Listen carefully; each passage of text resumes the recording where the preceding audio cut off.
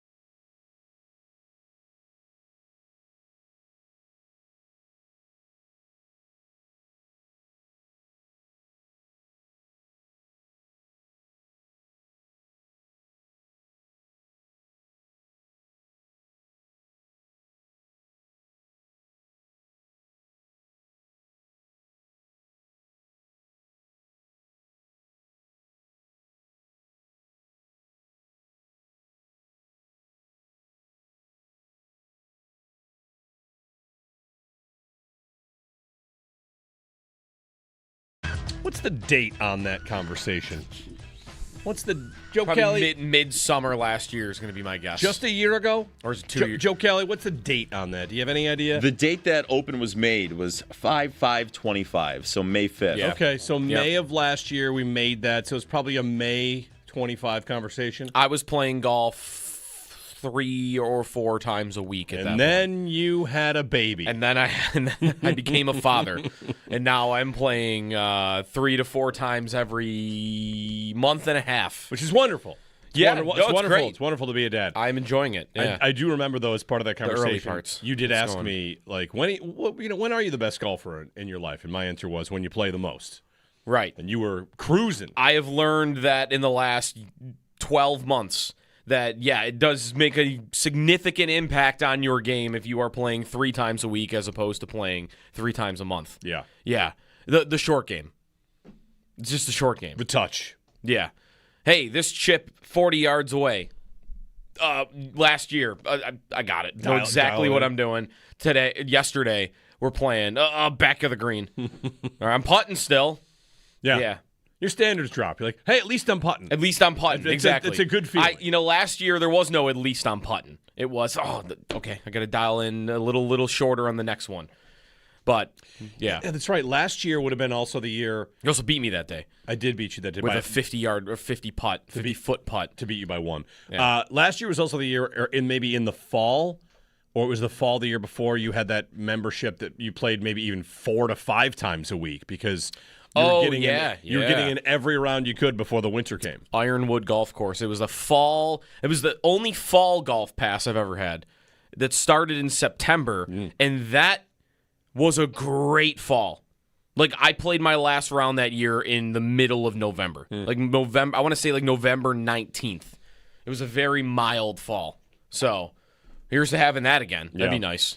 Fall golf is not that far away. It's going to be 80 today, though. So if you're going out or doing anything today, 80 today, and the forecasted highs for the next 10 days are in the upper 70s to low 80s.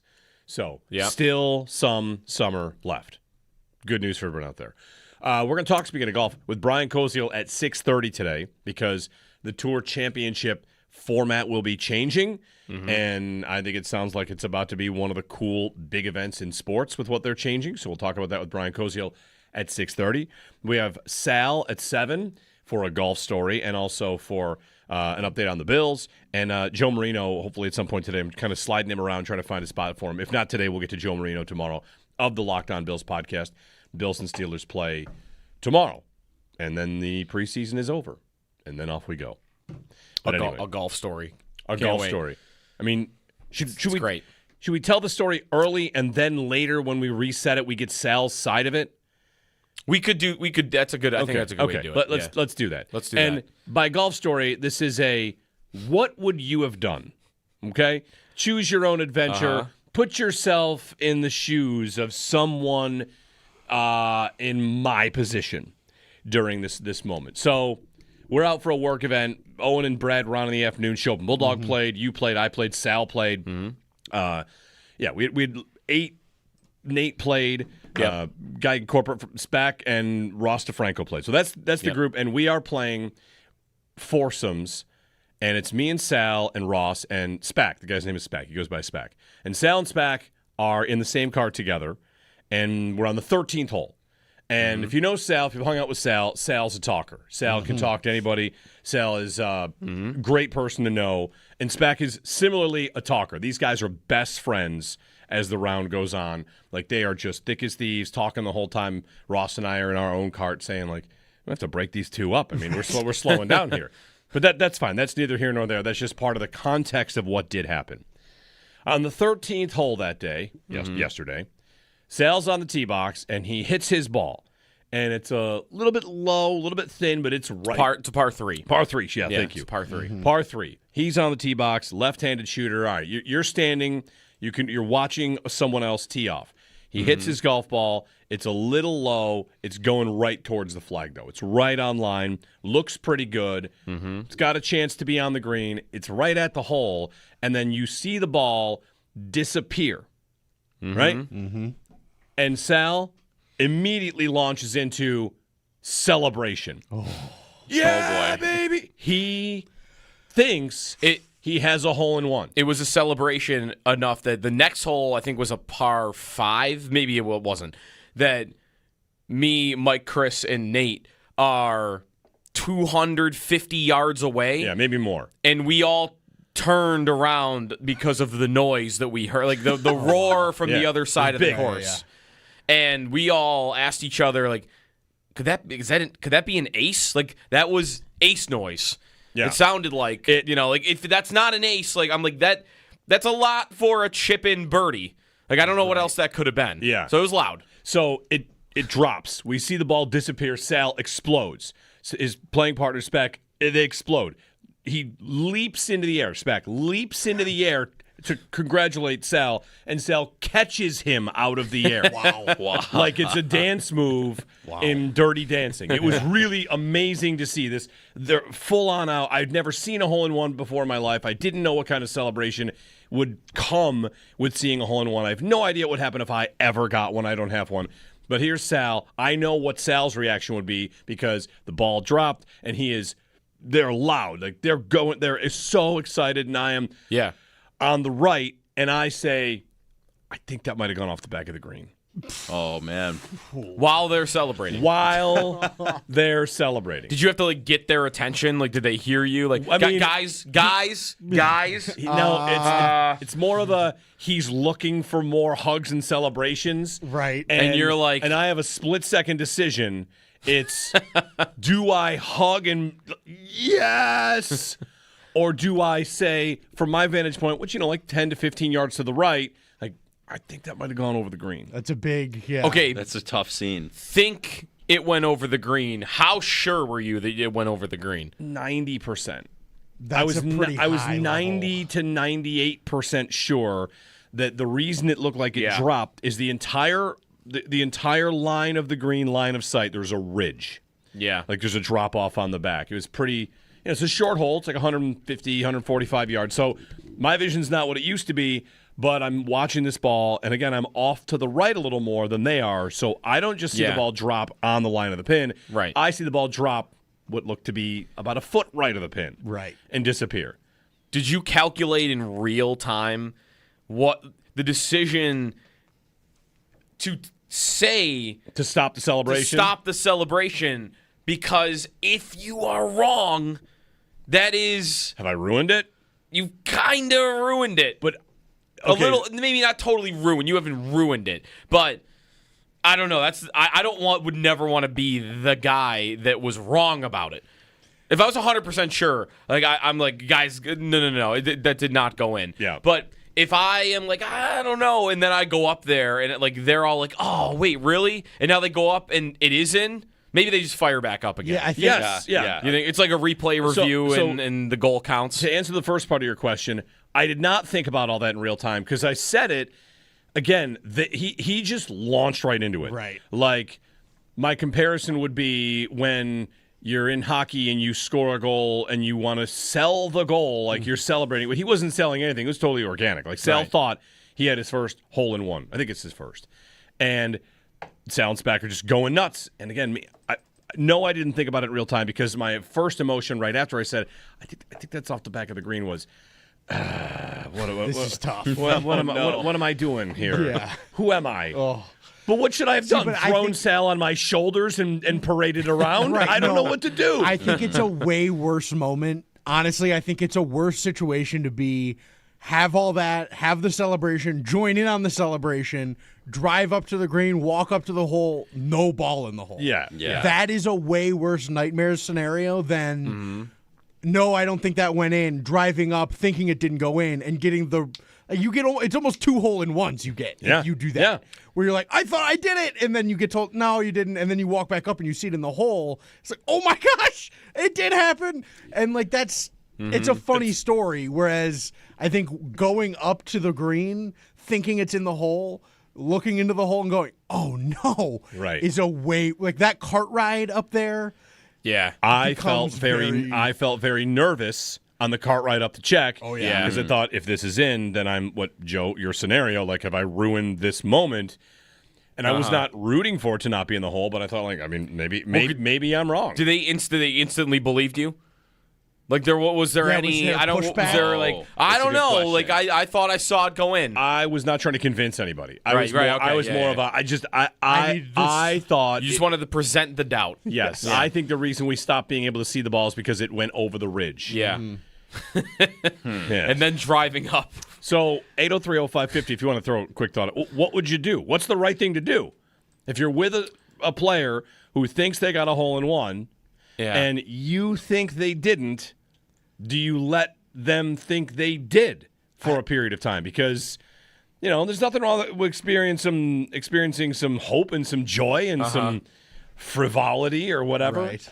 I think you made the right play. If I you saw agree. it, I mean, I didn't think about what I was doing. It was just I think that's over the back of the green. right. I think Yeah. if you saw it bounce and you think it was a foot right of the hole, it's like it was a thin shot. It's not going to spin back into the hole. Right. It was not rolling There's slowly. no- The speed it was rolling, it would have had to smack the flag hard enough to drop straight down and feel like Right. we might have heard that. Yes. And again, what percentage of holes in one are you don't actually know if it went in and you check the hole? Is it at least 50%? It's got to be a significant. Yeah, I it's bet gotta it's a be lot of more. them. I bet. Yeah. I mean, how many par threes can you not even really see the hole? Right. Like. Yeah. Like this one, you could. This one, I think. This was a tougher one to see. I guess if it's a short three, you're going to know. But Right, and this was a shorter. it par was three. 104. But like I said, there's just plenty where you think it might be in and you're not positive. Right. And then you check the hole. Or Sure. I mean, I've checked the hole for a hole in one, I don't know, 10 times. Sure, And right. of course, the ball's never even on the green. Yeah, it's which gone. is Right. demoralizing. Right, which you saved Sal from, I think, a little bit. We could Like- we could see it pretty clearly. It was on like a little short grass area to the back on the fringe. Like, Okay. We knew pretty clearly it was not in the hole. Right. Okay, so there was no walk up to the hole. Like, Well, the you walk already up knew. over some hills. We're playing at Lockport Town and Country Club. Over the hill, and there's a ball in the back of the green. That's gonna be him. Check the. Yeah, it's not. It's not in the hole. Yeah. Yeah. Tough. Good comment in chat here from Trevor. Jeremy has become the live version of instant replay. Yes. I know. Oh no! Yes. That's a the tough thing you swore to destroy. It's a tough you've one. become. It was like an all-time. That's like a Super Bowl winning touchdown. And like, hold on. Counterpoint. Gene Steratore to the rescue. Counterpoint. I'm the official. The person that checked the cup is Gene Steratore, and I didn't need the help. Okay, you're the actual. You're Bill Vinovich. Yes, that's right. Yeah. I'm Carl Sheffers. You're the on-field I official. didn't need the Sky Judge. I didn't need Gene Right. Steratore. I just made the call in the Right. moment. All right, fair enough. I could have been wrong. I was not. No, I was not wrong. And that's one you would not want to get wrong. Matt and Sanborn. Hey, Matt. Good morning. Good morning, guys. I think you made the right call. I don't think you can start celebrating deep down when you know that it's not in. So Yeah. you're just keeping it real and being honest with them. Yeah. You don't want to be running around the tee box with them on your shoulders to extend the celebration just to get up there and be let down. Yeah, thanks, Matt. There's another element. What if I had just said, like, you know what? Bleep it. I'm going in. We're celebrating. And we're just, there's a there's a pile on the ground. We're so happy. We're all jumping on each other like we won the cup. And we go up there and check, and it's not in. And then I say, yeah, I actually thought it was to the right. You can't be that guy. Is that worse? You're parading around like, I thought it wasn't in. Like, what do you mean? After celebrating. Right. After you can't be a part of the celebration. Yeah, that's a way. You're faking. way You're really worse faking guy. it if you do that. That's not great. I got big problems with that guy. Well, You're not that guy. So yeah. there you go. What do he parred that hole? I'll let Sal tell the story. What Oh, okay, happened. we'll talk to Sal. Oh no! Maybe I'll. Someone did ask, like, did you par? Did you birdie? And He had a great back nine though. So he did. Yeah. It was a great day, and that was the highlight. I've never seen a hole in one. You still haven't. No, but now I feel like I've seen a hole in one celebration. You Yes. have the rare occurrence where you have seen a hole in one celebration and not seen a hole in one. right? I've been. Not many people can say that. I've been one hole away from a hole in one. We were last Right. year, Yes. at the Back Tee Classic. I think that's where that was, right? Yep. We're, Yes. we're playing the Back Tee Towanda. Classic. You can actually register and grab a foursome for that. That's coming up next month for spina bifida. And we played in that, and the group in front of us celebrated. And how did they celebrate? By checking the hole. Right. They didn't know. Right. It was one of those, hey, where is it? Right. Why don't you check the hole? It's in the hole. And that Yeah. was not a long par three. So I think No. it's not that unusual to, even on a par three, not know Yeah. if it's in or not. I think my hole in one celebration would just be a sprint to the green. Yes. Yeah, that's 1,000%. A sprint to the green. Maybe I'm yelling, but I'm going there first because I need confirmation. There was a moment That it's after in. this happened, after the celebration. I think Spack still had to hit. One more person had to hit. Oh. And we were thinking, let's go. Who hasn't hit yet? And, at that point, you throw your ball down, whack, and just try and go check it out and Right. see who got the hole in one. Right. I don't know. The only I've come the closest I've come twice this year to hole in ones. One on a par four at your thing, Sneaky, and I never. I Right. don't know that I would ever, unless I watch it 100% drop into the hole. I don't know if I'd get myself to celebration moment. I think I would need to go see it to believe it for myself. But that is where they thought they saw it. Yes. Right, like, Right, and it was okay. the illusion Of the ridge. Right. the ridge. It yeah. looked like it dropped into the cup, but Right, in the reality, pin is on a ridge. Okay. Yeah. There are Right. going to be some where the pin's up in the front. And you can see clearly where else would the ball be. This Right. it's on a ridge.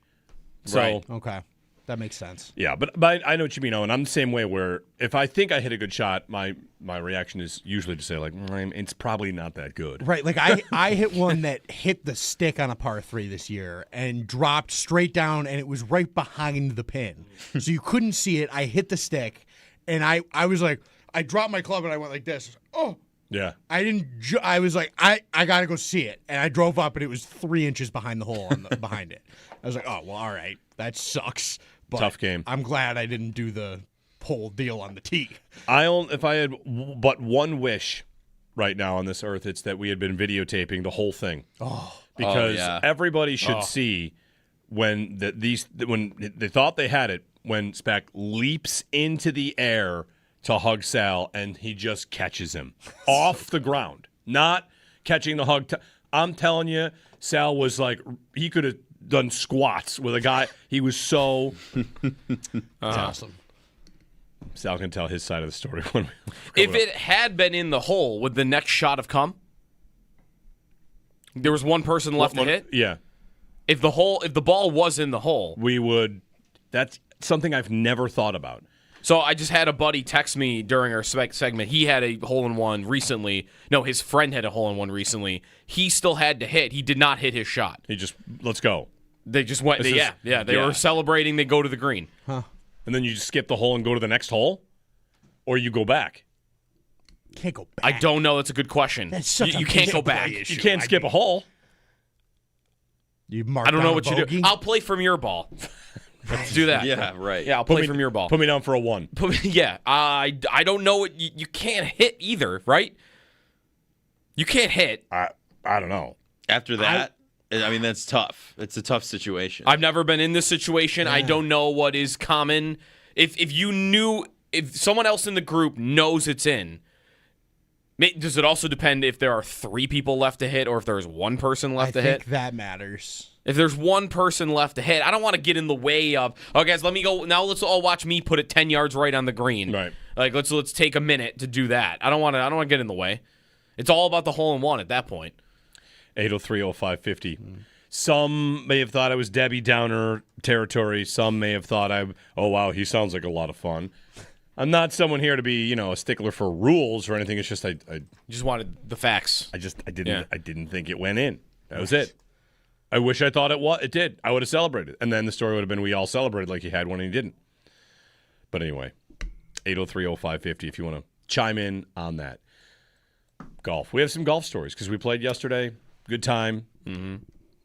Bulldog hit a shot that I have maybe the best shot that I've seen all year. wow. In golf. A flop shot chip in after kind of a duff chip. Like the bounce back. Yes. Yeah. He hit on the 3rd hole we played at this very nice resort in Muskoka when we were up there. He chipped it, hit the pin, and then I chipped it, hit the pin, and it went in. Wow. Back-to-back shots. Easy game. Cool dad-son moment. Corey, what's up, Corey? Hey, guys, I really just wanted to ask if you think there are scenarios where an ace would not count. Like you're on the course with your kid, you pick up a ball here and there, you get an ace. Or you're only planning to play 9 holes, you get an ace. Do you have to continue the back 9? That's a great question. Thanks, Corey. Someone had, maybe it was Chris, said this where, you're just out there exactly playing 3 holes. It might have been Ross who works here, who he went out and got a DNF on 1 hole and then went and played the next hole and got a hole-in-one and said, well, now I have to go back and finish the 9 or something because a hole-in-one has to be in the context of I can't remember exactly. But to that point, I think about that all the time. I just walk out onto Delaware and play 3 holes and knock 1 in. I think any scenario where you hit it from the tee to the hole, in the hole, it counts. That's a hole-in-one. Now, you get all these internet meme challenges like, if you had 24 hours to do it and you had, $10,000 to do it. If I hit 75 consecutive shots from a tee and the 75th goes in for a hole-in-one, does that count? Like, that's not part of a round. That's more driving range stuff. It's to me, that's more like you hold out, which it is kind of funny because if you hole out from 180 yards on a par 4, that's every bit as impressive as a hole-in-one, maybe more impressive. Right. But it's not the same, category. Anyway, thanks for listening to our story. Or an albatross. All right, albatross. That's even crazier. There was a plaque on the par 5 yesterday on the ground where someone hit a double eagle in like 2004. Yeah, that's impressive. Yeah. You don't get a plaque for a hole-in-one. No, but Sal did say he was already thinking about, like, what club did I hit? I got to tell everybody the yardage, the this, and that. It was also a temporary hole while they're going through other construction. But to me, there was nothing about the temporary wholeness of it. It's just a real golf hole. It's a hole. It's a hole. If that goes in, that's a real hole. Yes, 100%. Yeah, there's no. Even though it's a temporary hole. Yeah. All right. Brian Koziel on the other side. We'll get to the golf news. There's golf news about the Tour Championship. The Sabres have announced they've sold out of season tickets. Maybe get Brian's thoughts on that with the Sabres. Plenty of Bills coming up today as well. Sal at 7. Brian Koziel coming up next here on WGR.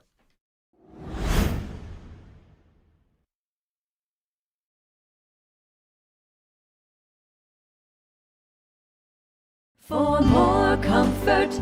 Now's the perfect time to make yourself comfortable with a new electric heating and cooling system from Belknap. In Western New York, summer and winter bring extreme temperature conditions. Make yourself comfortable with Mitsubishi electric heat pumps, designed to keep your home cool in the summer and warm in the winter, no matter how hot or cold it gets outside. Call Belknap today to learn more. I'm Gary Gorfel, president of Belknap. We work on your schedule. We don't charge more for weekends and evenings. That's why we say, Give Belknap a ring.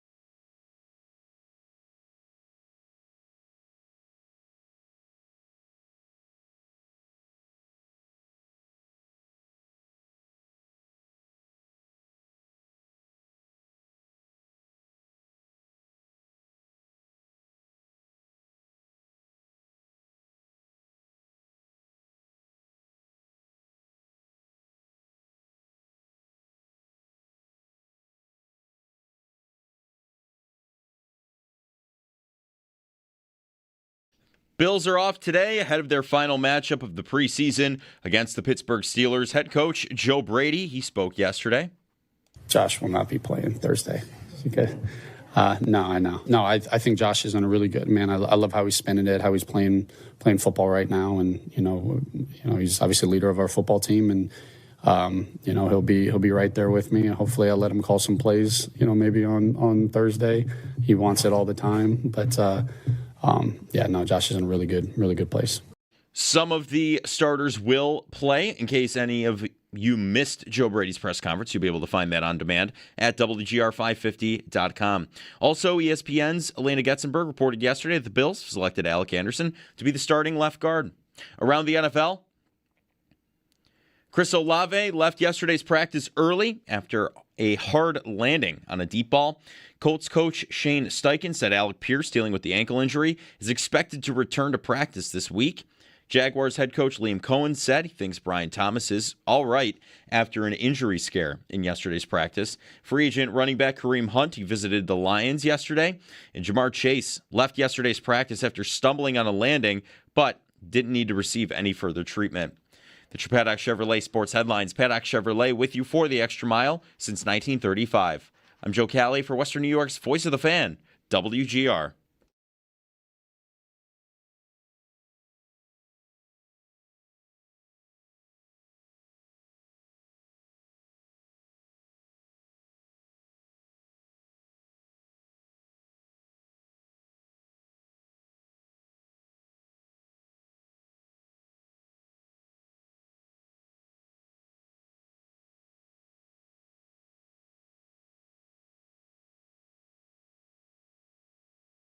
To earn a place in golf's hardest tournament to qualify for, the Tour Championship.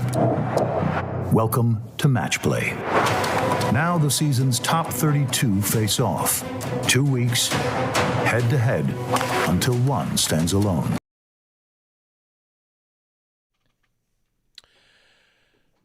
Well, golf chatter today. Bills will play tomorrow against the Pittsburgh Steelers. We've got Sabres chatter to get to as well, including I want to say like finger quotes, hate on the Sabres, like on Zach Benson, on Consta Helenius. The online ranking season is crushing the Sabres to a degree that we all want to yell about. Yeah. So maybe we'll mix that in with Brian Koziel, who joins us on the Western Hotline. Brian, host of Tee to Green. You, of course, hear him Sabres pre and post and intermission report. Brian, good morning. Gentlemen, good morning. Hey, the Sabres sold out season tickets. I heard it on WBEN today. I saw a press release from the Sabres as well. And, man, how about that? Like, starting the season with full buildings, and they finished with a sellout streak. And, the offseason has been maybe incomplete. We'll see. But it's great news, Brian, that it feels like the juice will be in the building right away. What a difference a year makes. I mean, the expectations going into last season were pretty much what they had been over the course of the majority of the drought, which was low. And, people obviously every year you have that hope that maybe, this can be a different year. But realistically, there wasn't a lot necessarily on paper that was going to convince you that they were going to be one goal away from making the Eastern Conference Final. It was just, and obviously the season flipped. We all look at that December 9th date when they started, and it's maybe the change of the GM and all that. But to go into the season, there hasn't been this much excitement probably since Jack Eichel was brought aboard. At least maybe that's, just thinking off the top of my head, that maybe it's about that. You got to go back that far where I feel like there was that much preseason hype about this team. Yeah. Are you of the belief, we talked about this, Joe and I talk about this a lot, and we talked about it at golf yesterday, talking about it with Bulldog. Are you of the belief that the Hellebuck idea is still very much alive, or have you kind of buried it?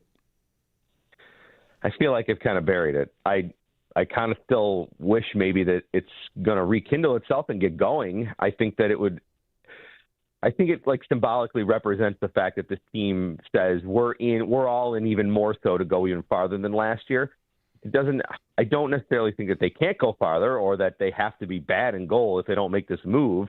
I just think that the symbolism of going to get him would have a huge impact on this team to say, look, we're going to get what we think could be one of the top goalies in the NHL, and we feel like maybe this is a piece that wasn't totally perfect for us. Now, Line and Luukkonen, we know the back and forth method. It worked there quite a bit. Come playoff time, they were kind of searching for hoping to see if it could work. And in the end, did it cost them in goaltending wise? I don't know. I guess maybe you could say it could a little. Will it work again this year? I guess that's a big question that we'll find out. Will the rotation work? Will one of them step up?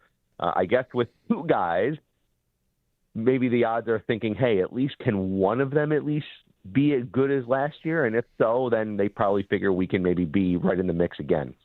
Have you been able to see any of the online ranking stuff that's been going on with the Sabres lately? You've had some Twitter issues recently. Yeah. Some of it, yes, with Benson being lower than some of the other prospects on this team, yes, I saw some of that. Just off-season rankings, just like the NFL list. It seems like it's a little overblown right now. Yeah, I feel like that the Benson ranking, which, if you don't know, was ranked like outside the top 100 under 23 players in the world. Yeah.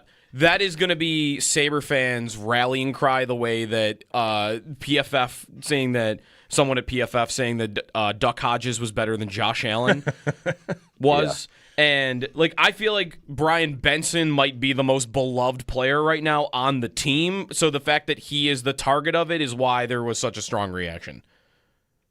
I think that's fair. I mean, what he did in the postseason last year, just not that he wasn't likable already, just with the style of game that he played, but how he elevated his game, seemed to thrive on the pressure moment, seemingly was exactly the type of player that can succeed in playoffs where maybe it gets a little grimier and dirtier, and he obviously just played tremendous. And his offense was also there too, one of their better offensive players. So the complete package with Benson, I think still obviously the Sabres giving him that huge contract. They're hoping that the ceiling rises a little bit more with the offense, but all the other intangibles involved in his game, I mean, how can he not be as popular? How can he maybe not be the most popular player on this team that has Rasmus Dahlin and Tage Thompson on it too?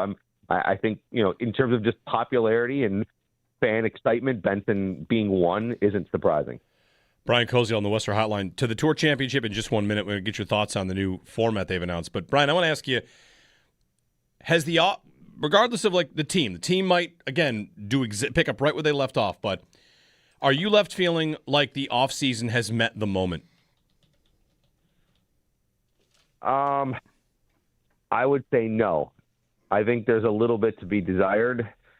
I mean, you lost two high-quality players in Alex Tuch and Bo Byram, and I feel like there was a half attempt with Byram's replacement to try to bring something back in between. The Tuch replacements, I think they're hoping, are the three young players of 82 possible games of Kulich returning and Hellenuth and Auckland, and those three maybe just, between those three, it's going to make itself good. And it definitely could work out that way. But the fact that as of this moment, the roster doesn't look really much different other than two big subtractions, I think it is underwhelming. Yes, yeah. To answer your question straight out, yes, I think it is. Sabres get to it soon enough. Season starts in 6 weeks? We're getting there. 36 days. 36 days. Holy cow. To the regular season opener. Yeah. The preseason opener is in 3 weeks. Yeah. Brian, on the golf, because we got you on also talk about golf. Of course, you talk tee to green. First off, where are you going to be this week? We're at Lockport Town and Country Club this week. Very nice. That's where that's where the Sal hole-in-one story has played out, if you listen to our first segment, or the not hole-in-one that he thought was a hole-in-one. Anyway, Brian, the Tour Championship has announced match play, the final 32 over a couple of weeks, and I watched a video to explain how they'll do it. So maybe you can help everyone understand how things are going to be different. But the whole thing seems to me like it's a dream come true for golf fans and for the end of a season, that the way it will ultimately play out. It's funny that it seems as though the players maybe are not sure if this is what they ultimately wanted, although they're saying positive things about it. We know sponsorship in the Tour, they're very leery of match play because in golf, unlike other sports, it's a lot easier to have upsets. So, everybody's envisioning Scottie Scheffler and Rory McIlroy being in the finals. the chances of that happening are actually quite low because, in golf, anybody can miss a cut or have a bad day. So, I mean, like, it's not maybe as easy as it would be in other sports for the 1 seed and the 2 seed to meet up in the final. So that, I know that's probably what everybody's envisioning, which would be amazing if that ends up happening. But however, just to explain what you said here, essentially the playoffs, which is now 3 weeks, it goes from the top 70 to the top 50 to the top 30, which is this week and starts tomorrow down in Atlanta, Eastlake at the Tour Championship. And the format is what, like aggregate scoring factored in with points? Like, isn't it a little bit goofy? Yes. It's right now it is, yes. Are you saying the current format? Yeah, current format, understanding how it's done, it's kind of like done in a lab. Yeah, and they've tinkered with it every few years. Remember, they had the staggered scoring too, the leader starts -10, all these, it's just, and the last guy, number 30, starts at even. There's all these different things that they've been trying over the years. They've tried to give more weight to the playoffs. Now they've tried to give more weight to the regular season. It's a constant tinkering. It hasn't been perfect. It's been very tough for fans to follow overall. Players are asked every year, do they like it? Actually, I thought Matt Fitzpatrick this week, 2 weeks ago when the playoffs started, was asked about it and said, hey, I'm from England. Why do you need a playoff? He's like, Scotty Scheffler was the best player all year. He gets the money at the end. So, he's got kind of the soccer perspective of it because that's obviously what Premier League does there. The tours, look, with the move of the PGA Championship, the big majors away from August and moving it to May, they want to be able to say, how do we make August relevant for us? How do we have some sort of season-ending event? And they came up with this playoffs. And again, it used to even be 4 weeks. They started with the top 120 years ago. It's been all these tinkering. But now they've got this new season-ending structure. There's going to be one final event, and it's going to be where they get down to the top 90, and then from that 90 in this top event, 32 will emerge after all the points are calculated, and those 32 will then go to what is called the Tour Championship, which will be a 2-week event. Yeah. And that's where the match play kicks in. And from what I read, it's match play, but it's also more like the World Cup. They're grouped into groups of 4, and the top 2 out of each 4 advance. There's a group stage? Yeah, it's kind of like a group stage. They're all going to play each other. Yeah, they're all going to play each other within their group of 4, and the top 2 will emerge. So that's going to be essentially World Cup style. Yeah. So that way you're going to go from 32 down to 16. And then the next week is going to be where they start to go head-to-head 1v1. But they're all going to play. Even if you lose your first match, they're all going to play because they're going to play for positioning 1 through 16. Right. And that's where I think the sponsorship, and all these people are still saying, well, I don't want Scheffler or McIlroy to get bounced in the first round here and then they don't play anymore. So they're all going to play 4. I know Rory said yesterday, I don't know how guys are going to be motivated if they lose that first one to be playing for 8th place or 10th place or 14th place. Now, that's where the money allotment, 1 through 16, that's what they're playing for, is how much money they're going to win ultimately in the end. But there's only going to be one person that's going to go 4-0, and that's going to be the one that gets the huge prize at the end. So everybody will be playing 4 matches. There's going to be all these head-to-heads, 1v1s. Are they all 18-hole matches? How's it working there? That one, I don't know. Because it seems like an awful lot of golf. Yeah, I guess, if it's a 4-day event, you can just play one, Thursday, Friday, Saturday, Sunday, then you can just play one per day. So I didn't see anything on the dates, but I guess they could do it Thursday, Friday, Saturday, Sunday, because it's 4 matches in 4 days. That could work. But I think what is also interesting beyond for fans that they want match play is that the courses will now rotate. That season-ending event, the round of 32, I guess you'd call it the group stage match play, and then the round of 16, the 1v1 sort of portion there to ultimately settle it. All 3 of those events are going to rotate to courses. And what the PGA Tour is really excited about is there's a lot of courses in the country that are incredible that they just can't go to for huge tournaments. You can't have 50,000 people on the ground. But you could have, and all these TV comp, and you also can't have 150 players. But you can have 16. You can have 32. And, because it's smaller build out, I guess I would say, infrastructure-wise. So they've mentioned some of these courses, these beautiful courses that you just can't host events at that now are back in play. Pine Valley is a course that everybody says maybe the number one course in the country in New Jersey. Maybe that's something they could go to. They've mentioned some other courses, Bandon Dunes, the great complex that maybe people have even played when they've taken golf trips. Yeah. That's been mentioned. So there's all these courses now are going to be in play, and every year it's going to rotate, which I think is cool because now the anticipation of, hey, is there an event coming near us? And they also definitely said, like, the playoffs have been this year Memphis, St. Louis, Atlanta. The players have said the heat has been really, really tough, which tells me the Northeast is going to be in play for sure. And also the West Coast and in prime time is definitely going to be in play. So I love all of that part of it. All right. Thanks, Brian. Okay. Thanks a lot, guys. Enjoy the golf this week, last week for the playoffs. Yeah, very good. Tee to Green this week from Lockport Town and Country Club, where we were all yesterday, nearly seeing a hole-in-one. We'll get Sal's side of the story coming up at the top of the hour. 803-0550, our phone number on the Bills, on the Sabres. I've been asking that question. I've been asked that question a lot the last couple days. Hey, how'd the Sabres offseason go? How do you like it? The Athletic ranked them as the worst offseason in the league. Yeah, because they only lost. I mean, Zellweger's your gain, and the 4th overall pick was your gain. Right. But I think, of course, still excited for the season, and we'll see what happens. And if they were to get off to a less than stellar start, maybe Yarmo would have a trigger to pull that he's waiting to pull. But we'll see.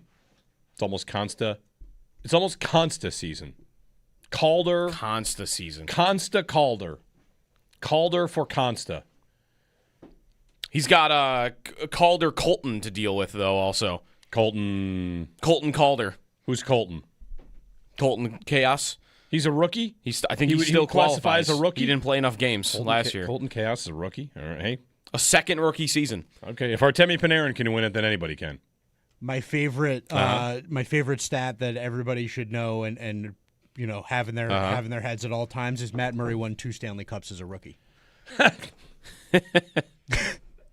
That is good. That is very good. That would be the only sport, right, where you could win 2 rookies. I don't know how you would do it in that few games. Does baseball have a thing where you can be a rookie twice because you only play 2 games the year before? But or something? Could a goalie go, 20-0 in a rookie season, win the Calder, and then the next year still qualify as a rookie, be the best goalie in the league, and win a second Calder? Ooh. Is that not possible? Theoretically? I think so. I've never thought about it, but I don't see a reason it wouldn't be. Listen, I think I'm gonna maybe create a game for us on the show today. I might have to. It might take every single commercial break to get them all. It's either a game or we're just gonna go through it. The rivalry jerseys were released yesterday. Yes. How would you guys feel about a game, again, if I can pull this off, where I give you one of the corporate, one of the marketing things of why they introduced an element to the jersey? Yes. And you got to decide if it's real or fake. I saw one yesterday. The Lions one. On the shoulder. Yeah, the Lions. The Lions gaze. The most unbelievable one of those I've ever seen. I mean, okay, I'm going to find the rest of them, and there's some pretty good stuff in here. I think it should be a national investigation that the Jacksonville Jaguars jersey, the nickname of Jacksonville as a city is Bold City. I've Bold never City. heard that So first off, Bold that's fine. City. I've got no issue. Bold City. Sure. And they put Bold City on the uniforms. The same way like Detroit put Motor City, the Titans put Music City. Sin City for Vegas. Yeah. Bold City. Did you see where they put Bold City on the uniform? I did. Yeah. Inside the collar? It's where Bill's Mafia You're is on the so Bills bold ones. that you hit it? It's incredible. The Jaguars are wearing Jaguar-printed pants, too. I think we're going to... I respect that. I think we might fight on the Lions jerseys. Oh, man, they're bad. They look like Panthers jerseys. They're bad. Without the Panther. I think the helmet is awesome. I'll take a look at it. I gotta look at that. 803-0550. What about the Colts jersey where reflective accents capture the sparks and motion created by every strike of the anvil? Those make the uniform. When the Premier League comes out with like their new kits every year, they don't give me 7,000 reasons why they did that, right? No, but they do stuff that's less like germane to the team's name. The Premier League will release a kit, and it's like, this was the color of the subway carpet in this city. And that's what you're wearing is the subway carpet. Right. Here it's like, you must represent the anvil and the steel of the Colts. 803-0550. Sal, top of the hour. Joe Marino at 8 on the Bills as we move forward. Take your calls as well here on WGR.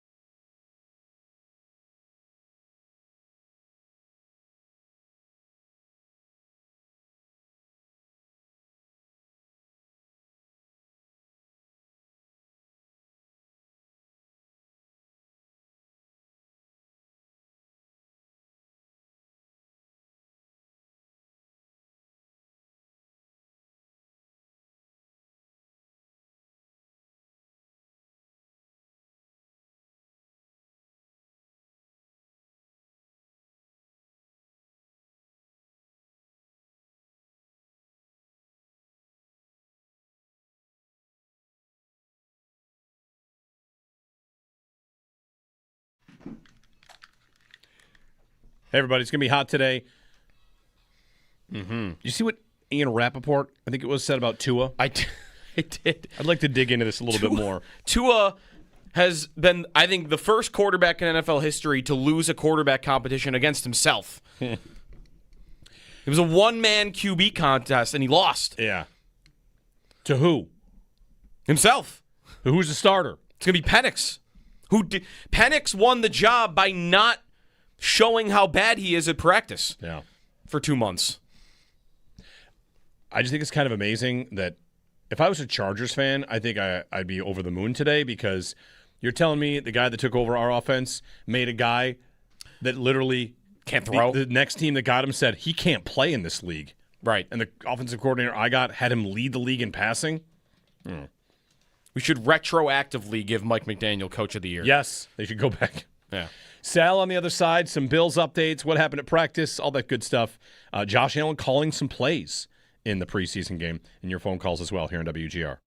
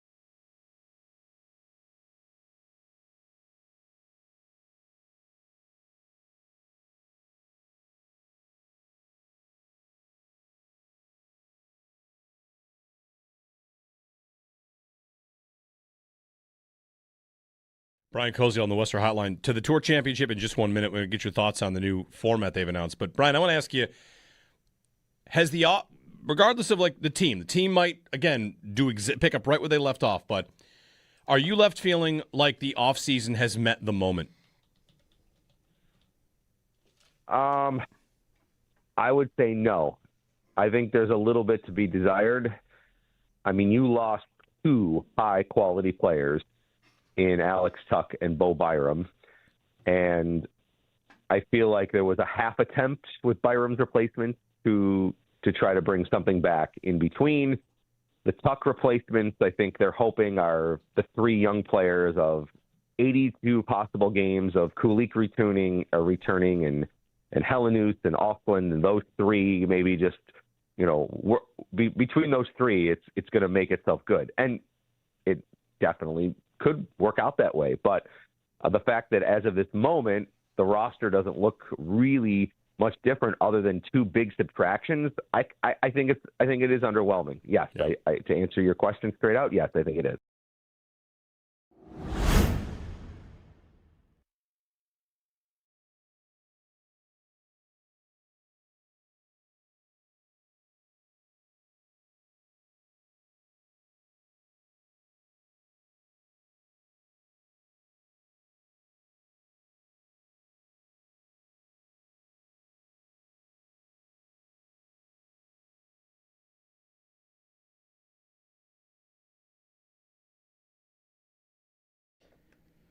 The Bills are off today ahead of their final matchup of the preseason with the Steelers. Head coach Joe Brady spoke yesterday. Josh will not be playing Thursday. Okay.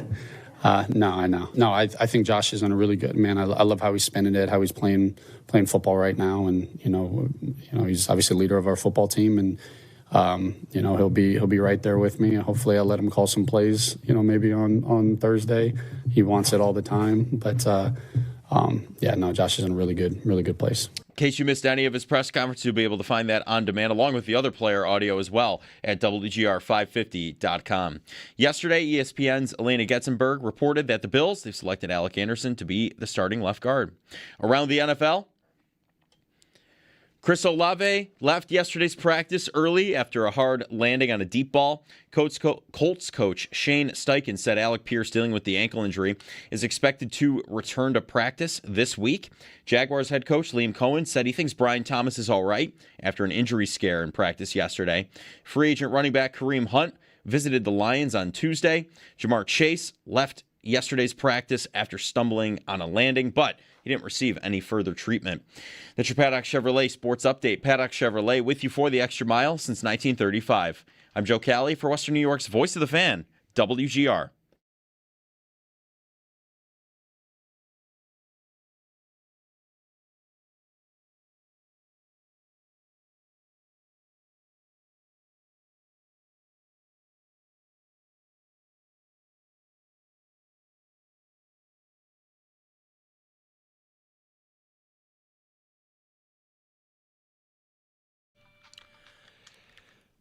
All right, Sal Capaccio joining us on the Western Hotline. Going to chat a few things, orders of the day, how things are going for the Bills and prep for their final preseason game. Josh Allen won't play. Might call some plays. Jeremy and Joe, Owen Parker, Joe Kelly here as well, and Mr. Sal Capaccio on the Western Hotline. Before we get to the football news, we should have Sal tell his side of the story of yesterday, an unforgettable day in all of our lives on the golf course, because it was, just that, unforgettable. Sal, good morning.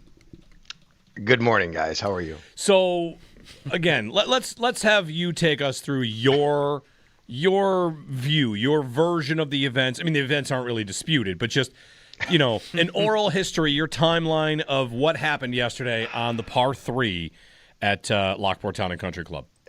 Joe, did you hear us? We heard you on the next hole and wondered if it was a hole-in-one because of how loud it was. And you knew it was a par 3. It was a par 3. We also determined about 5-10 minutes later that it was not one because we thought we would have got a text message. Yeah, you certainly would have. I will say that. I might have been too busy celebrating. Maybe it wouldn't have got a text, but the celebration was very short-lived because it was a premature celebration. It was a non-worthy celebration. So here's what happened. I don't remember the exact distance. At this point, 140, maybe 135, something like that.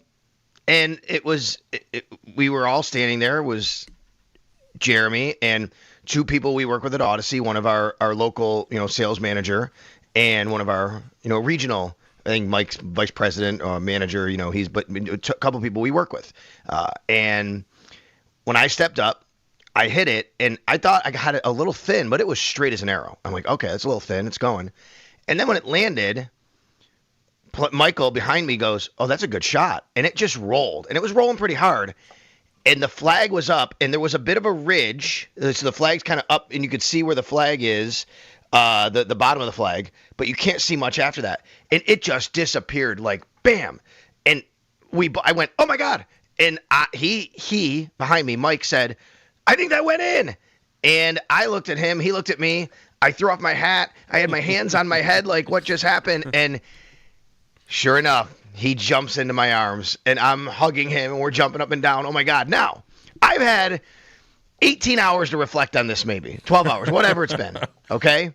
And I've realized that if it was just me who thought it went in, I wouldn't celebrate like that. But when somebody you're playing with also thinks it went in, then you're like, okay, I think I'm okay to celebrate. So we're just going crazy, and then all of a sudden, I mean, it's just one of those things where you just the party pooper shows up, right?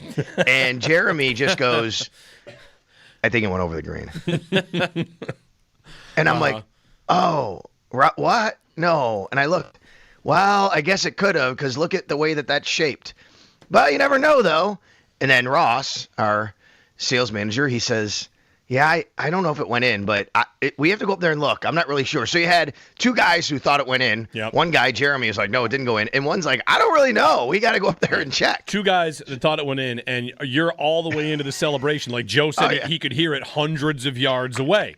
There's hooting, there's hollering. You threw your hat. You told me you were thinking about the number and the club. I did. So, like when you're telling the story, like you are the person with the lottery ticket planning how you're going to spend that check. Okay, and Ross says, he goes, well, if it is, that's an expensive post round for you, right? Like there was still an opening. Like this is very much could be, and then that's right. So I'm walking to the cart, and I'm thinking, oh, now I got to remember what hole is this, how long is it, and what club did I use? Because that's what they need to know when you hit a hole-in-one. I have never hit a hole-in-one. I've never been in a foursome, in a group, that someone hit a hole-in-one. We talked about this while we were on the course. Ross had hit a couple in his life. Jeremy, you? None.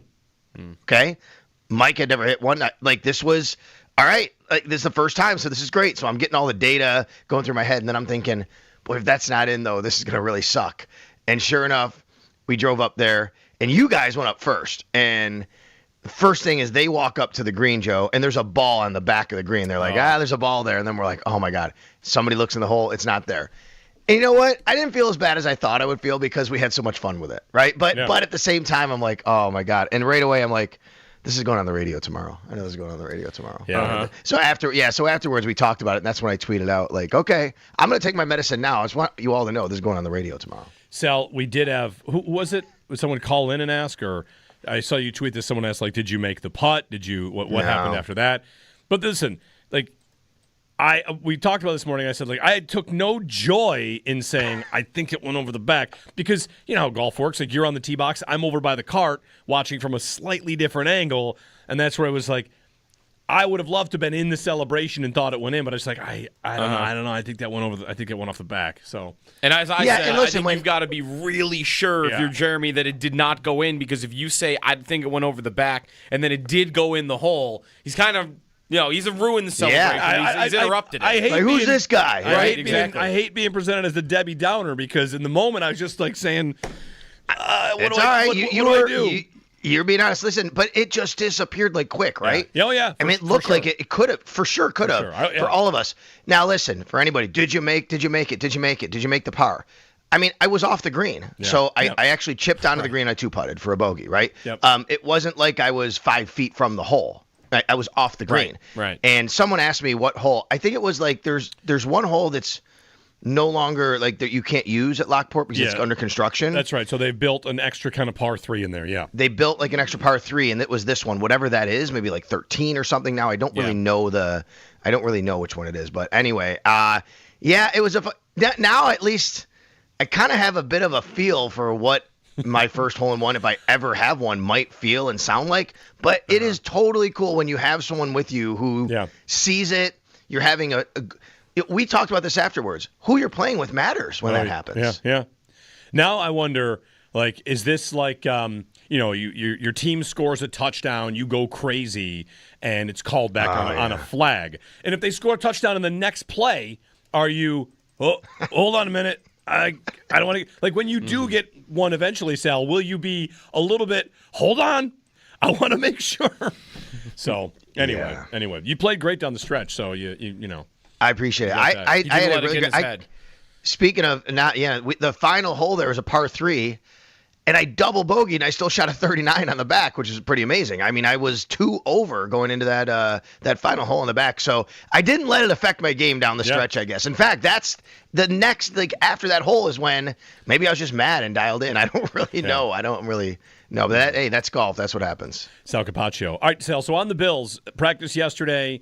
And some updates about who's going to play, starters and all that. But there was also, during the day, Elena Getzenberg reported that Alec Anderson has won the left guard job. So, how that plays out. I mean, is anybody really all that surprised? It felt like he might have been the leader in the clubhouse going in, and he ultimately is going to be their starting left guard.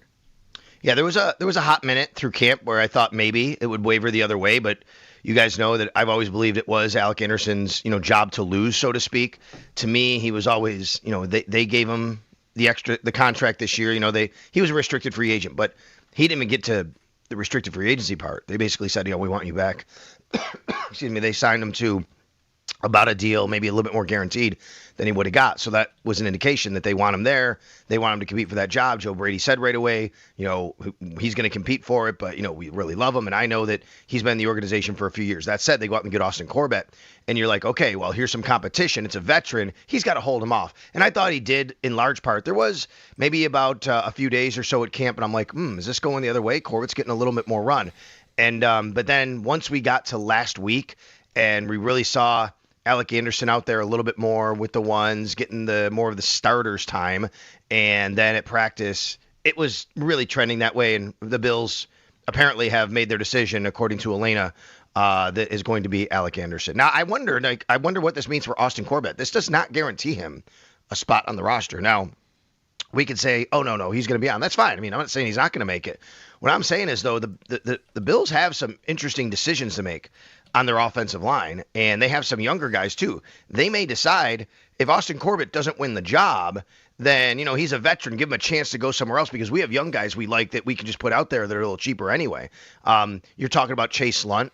You're talking about Nick Broker. I think Amaj Reed Adams has played really well, I think, for them. He's a rookie. He's a 7th-round pick. So I don't know what this means long-term for Austin Corbett. We'll find out on Sunday. Do you have confidence, Sal, that it's just going to be plug and play, it'll all go well for Alec Anderson? He plays a position where it feels like if he's surrounded by the guys he's surrounded by, that'll help. But he's not really... Even like David Edwards had experience before he went into that job. He had started a lot of games with the Rams. And Anderson's played as many snaps as the 6th in-line blocking tight end as he has at guard in his career so far. Like there's an experience, I guess, question here. But I feel like no one's really that worried about what it's going to look like. No, and I think partly because of what you said, which is you have Deion Dawkins on your left, you have Connor McGovern on your right now. Right now, McGovern's dealing with the injury, and we'll see, what winds up happening with that. He should be ready week 1, according to him. But also, speaking of David Edwards, let's remember David Edwards was the extra offensive lineman the first year he was in Buffalo. That's what Alec Anderson had been, right? Alec Anderson, no, he does not have the experience of David Edwards stepping in this job. What he has, though, is experience in a Joe Brady offense. What he has is experience at every single spot on the offensive line. Alec Anderson started a tackle last year against the Steelers in a game, and it went just fine. I think Alec can clearly handle this job. Now, is it going to be perfect all the time? Probably not. There's going to be times where, just like any other lineman, you're going to say, oh, maybe he missed a block there, had a bad play, something happened. It was a bad result because of that. I just think that's natural and normal. But I think Alec Anderson is equipped to handle this. He's been in the system. He knows it. He knows the communication.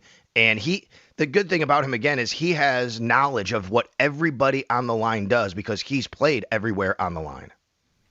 And as you mentioned, the depth now behind him anyways, like the Bills' interior line depth, like they do have experience there, right? Like, so if there were injuries or they needed to turn to anybody, Corbett, Cushenberry, unless you think like those guys aren't locks, like we've talked about like trade ideas, but I don't know, like if offensive line would qualify for that. Like, do they feel like they have an extra body that they would move for like a day 3 pick, or would that come at other positions? Well, let's count them. Ready? You got your starting 5, Dawkins, Brown, McGovern, Torrance, and Anderson. That's 5 right there.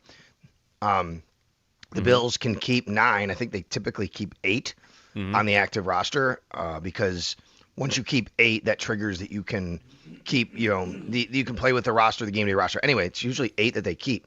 So that's 5. And then right now you have a backup center who's going to have to make the team because of the McGovern injury. Yep. Like, I think like a straight up center. So is that Cushenberry or is that Cedric Van Pran Granger?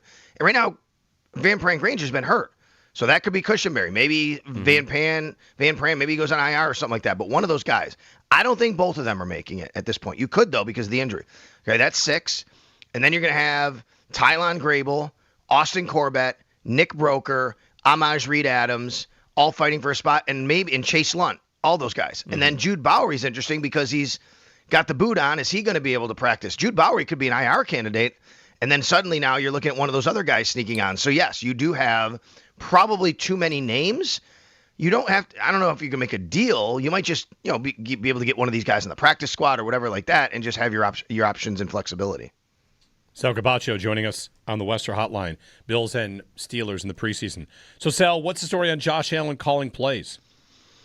Well, we listened to Joe Brady before practice, and he said some of the starters will play. He was specifically asked about Josh, and he said, Josh will not play. Then he said, he'll be next to me, and I'll probably let him call plays, call some plays. He's always wanted to do that. He wants to do that all the time. So then we didn't know, is he joking? Is he not? I don't think he's joking. He wants to do it, but is he going to do it? So Josh gets asked about that after the practice, and basically he's like, oh, yeah. He goes, but, Joe Brady talks a big game. I've always wanted to do it. He hasn't let me yet. In practice, maybe, but not in a game. Then Josh was asked, what kind of play caller are you? He said, explosive. That's what he called himself. Explosive play caller. He said, as a quarterback, you know which plays are the plays you want to get to. So I think I would get to them really early on my call sheet. I was going to say, I envision Allen going up there all right, 1st and 10, it's going to be a throwback to the quarterback. Kyle Allen, Be ready. You're going out. You're going deep in a wheel route or something. It's interesting, Sal. Whatever. It kind of makes it more fun for Bills fans to see part of this. Have a little fun at the preseason.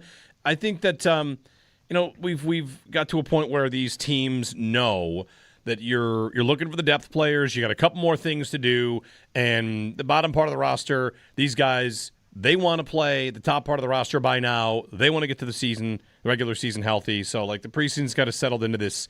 People don't argue about it anymore. We kind of know what it is.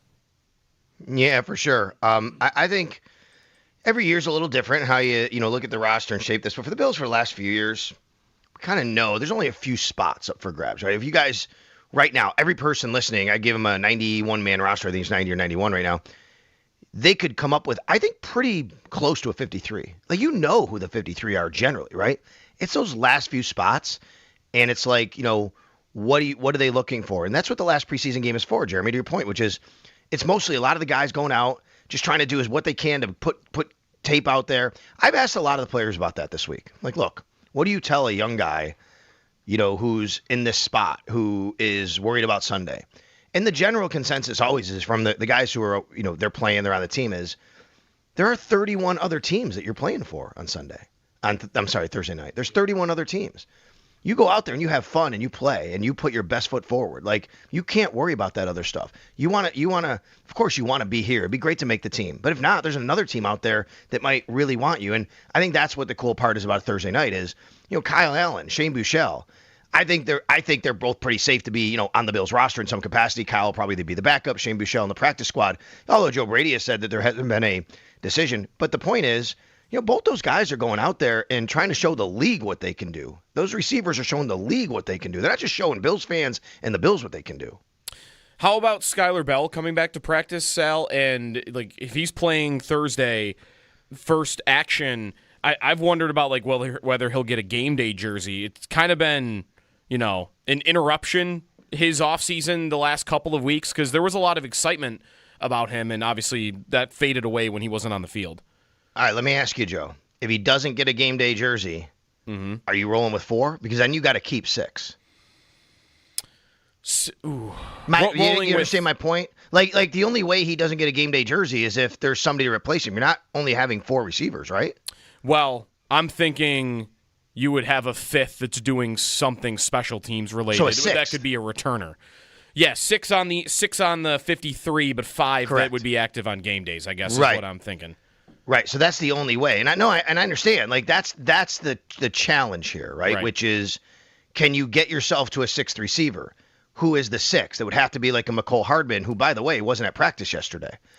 At this point, like I have McCole Hardman not on this team. I think this is Ray Davis's punt return job to lose. I think the organization would love if Ray Davis can show the capabilities of doing it so they don't have to use another roster spot, whether that's at receiver or anywhere else, because that's tough to do. If Skylar Bell is on the roster but not dressing, who else is dressing? Now, you could, of course, elevate somebody. You're right about that. But that would only be because of injury. I think Skylar Bell is on the roster. I think he's getting a game day jersey, and the only reason he wouldn't is if he's injured. And yesterday was another good day for him. He's had 2 days in a row now of practicing. Joe Brady did say he wants to see him play Thursday night. That's a player he wants to see him out there, get through this week, show that he's healthy, show that they can use him. So the only way I think Skylar Bell is in any danger of not actually dressing for the game in Houston is if there's some sort of injury. I can't see anything other than that because I think it's challenging to get a 6th receiver on this team. And you've talked about if you want to get to Trent Sherfield, we could talk about him too because that is possible. I'm not saying it's impossible. I just think it's tough right now. And if it's a return man specifically, that would be McCole Hardman, and that would mean that Ray Davis doesn't win that job. Now, Trent Sherfield, if he did it, he would be the back end roster guy, but he would be mostly for special teams. That's right. Right, okay. And you've talked about the Sherfield part of it. Like someone else at another position could do special teams things where you don't have to keep that many receivers. I guess at that point you'd have 5 guys that make the team. And would you think right now that might be where we're headed? That it'll be more Coleman, Shakir, Bell, and Palmer? It is. Except I don't know, and we don't know what the status of Coleman or Shakir are.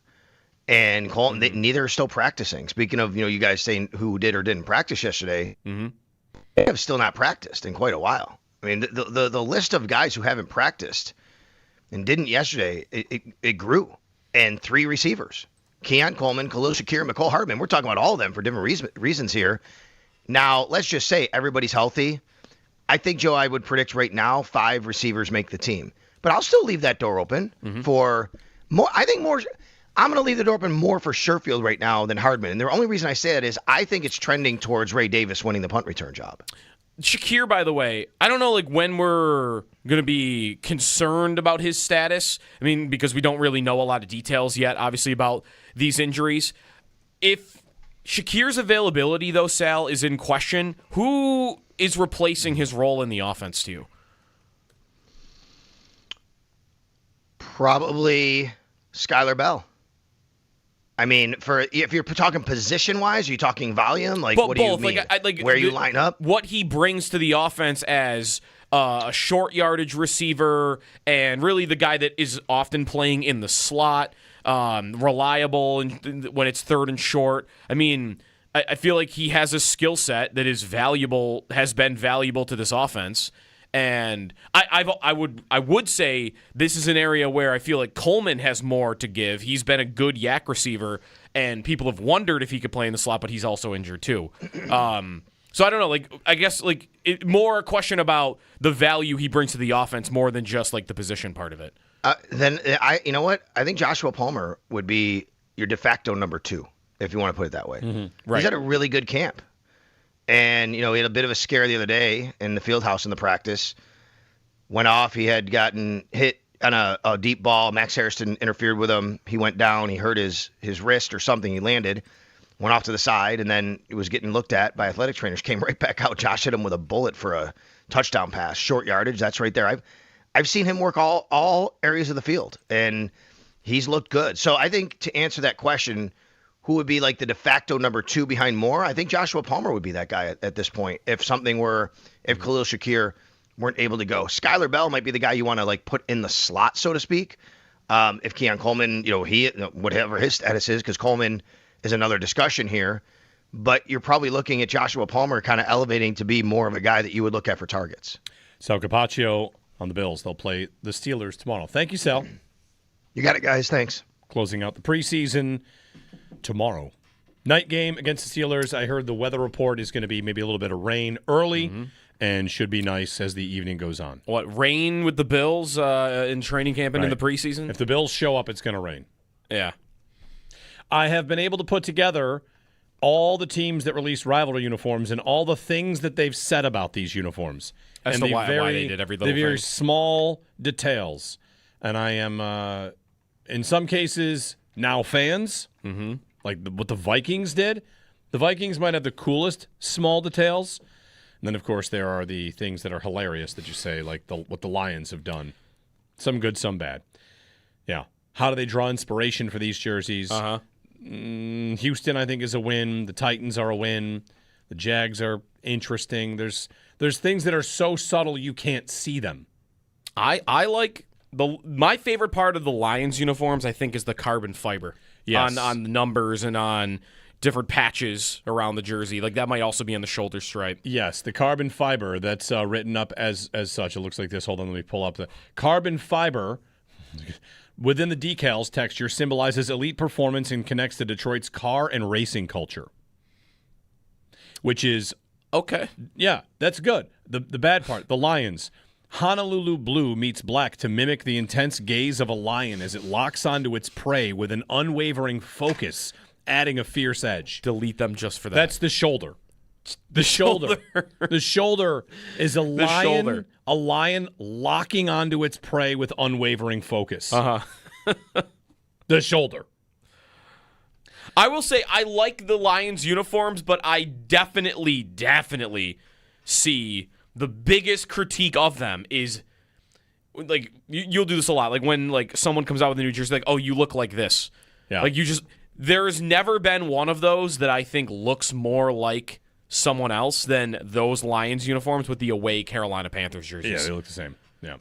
Yeah. 803-0550. Maddie was on hold. I was going to get to her, so if you want to call back, Maddie, great. Anybody else out there wants to call, 803-0550. We've got some time to take some phone calls if you want, and run through some of these jerseys. And, of course, your Bills' expectations and all that good stuff. Josh Allen calling plays. Well, Skylar Bell maybe might need to be their slot receiver in week 1. We worried if that has to happen? What if Shakir can't play week 1? Boy, in Houston, that's tough. Like, if Shakir can't play in week 1, like, who is the easy button? Kincaid? Maybe. But that's not who's catching all those screens. Meanwhile, should Joe Brady be hoping Josh Allen does a terrible job calling plays? I'll answer that when we get back.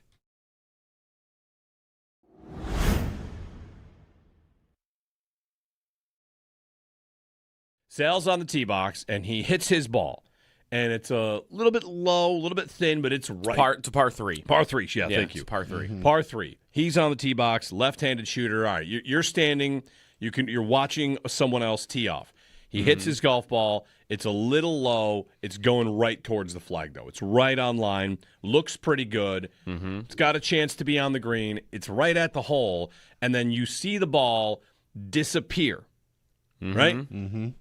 And Sal immediately launches into celebration. Yeah, baby! He thinks he has a hole-in-one. It was a celebration enough that the next hole, I think, was a par 5. Maybe it wasn't.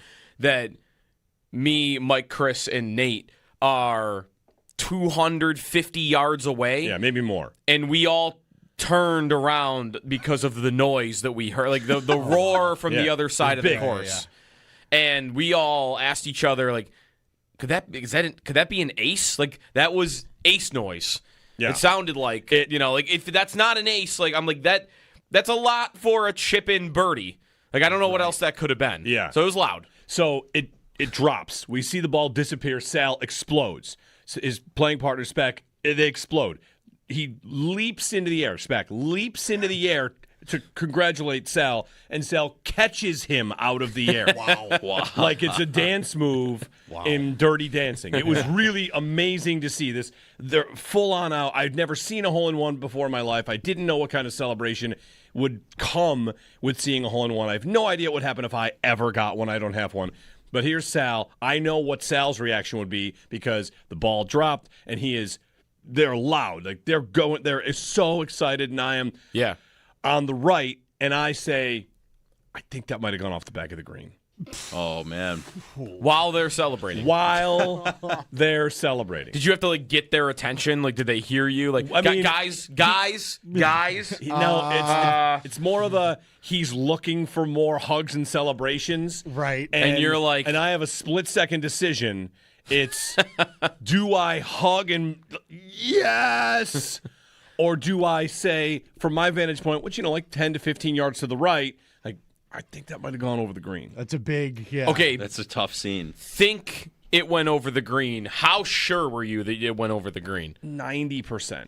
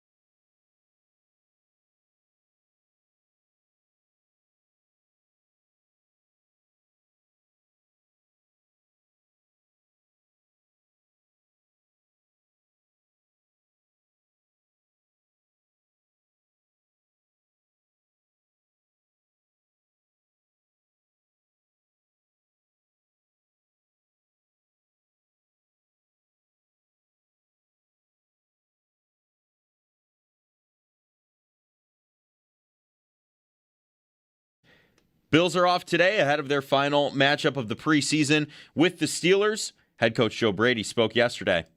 I'll be playing Thursday. Okay. No, I know. No, I think Josh is on a really good man. I love how he's spending it, how he's playing football right now, and he's obviously leader of our football team, and he'll be right there with me. Hopefully, I'll let him call some plays. Maybe on Thursday. He wants it all the time, but Josh is in a really good place. In case you missed any of that, you'll be able to find it on demand at WGR550.com. ESPN's Elena Getzenberg reported yesterday that the Bills have selected Alec Anderson to be the starting left guard. Around the NFL, Colts head coach Shane Steichen said Alec Pierce, dealing with the ankle injury, is expected to return to practice this week. Jaguars head coach Liam Cohen said he thinks Brian Thomas is all right after an injury scare in yesterday's practice. Free agent running back Kareem Hunt visited the Lions yesterday. Jamar Chase, he left yesterday's practice after stumbling on a landing, but he didn't receive any further treatment. And Chris Olave left yesterday's practice early as well after a hard landing on a deep ball. The Paddock Chevrolet Sports Headlines. Paddock Chevrolet with you for the extra mile since 1935. I'm Joe Cali for Western New York's Voice of the Fan, WGR.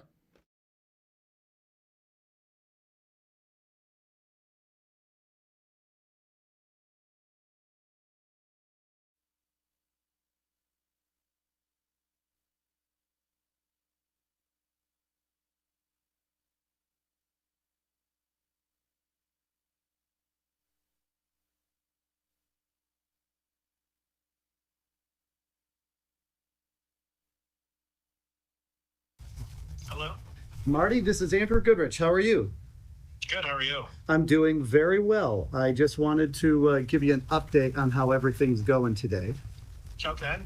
So in roughly 15 minutes, we're going to do a social media post. And in that post, it is going to let you and the world know that you are the offensive coordinator of the game. Let's go, Marty! Go, Marty. That's exciting. The Akron offensive coordinator excited. of the game has been announced for the opener, where he's going to call plays on the opening drive, right? Uh-huh. He gets the plays. Marty Wims is his name? I believe so. Wims. Good name for offensive coordinator, I guess, Martin Wims. So, speaking of calling plays, by the way, good morning, Jeremy and Joe. So, Josh Allen's going to call a couple plays in this preseason game for the Bills offense. Mm-hmm. Joe Brady has to hope that they don't go well. Yeah, why? Because if they go well, then as soon as the Bills have like 3 drives that don't go well, how about Josh calls his own plays is a thing. Bang. It's a thing. We joked about this Akron guy, the offensive coordinator. If this guy, Marty Wims, just calls a touchdown drive, then the offensive coordinator is going to get calls in week 2. Like, bring back Marty Wims. If Allen calls a surgical drive against the Steelers tomorrow, all of a sudden Joe Brady's got somebody looking over his shoulder. Pete Carmichael, get out of here. You're fired. Josh Allen's the OC now. Is anyone going to seriously do that, though? I mean, people call and say Josh should call his own plays now. That's because what? Like Peyton Manning did it? Yeah, because Elway did, Kelly did that, right? Like it's a thing. We brought this up yesterday on the afternoon show. You and when I Brad? was filling in, me and Brad, and we got a call.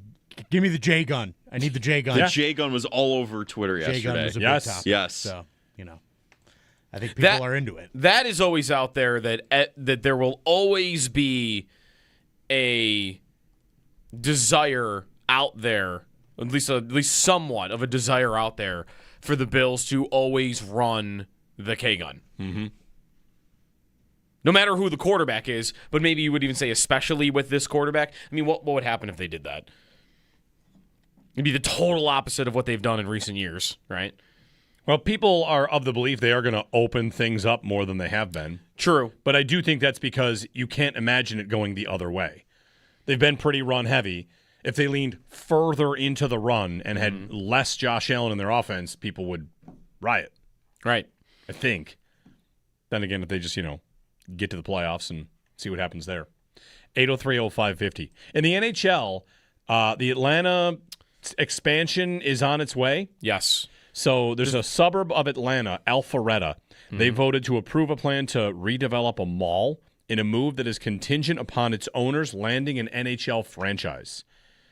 A display of foam hockey sticks and pucks emblazoned with North Point greeted supporters who packed the city hall. It requires the NHL to commit to North Point before allowing the development team's full plan to come to fruition.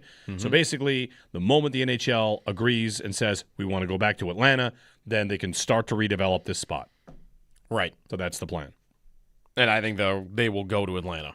And then they're choosing between Austin and Houston. That one, they have an ownership group already in place, and Right. They were originally looking at Houston, and now Austin is also maybe throwing its hat in the ring for that. So there will be a second Texas team, and it will be one of Houston or Austin, which I actually feel like wouldn't Austin make more sense because Houston has so much other sports already? Like, you're competing.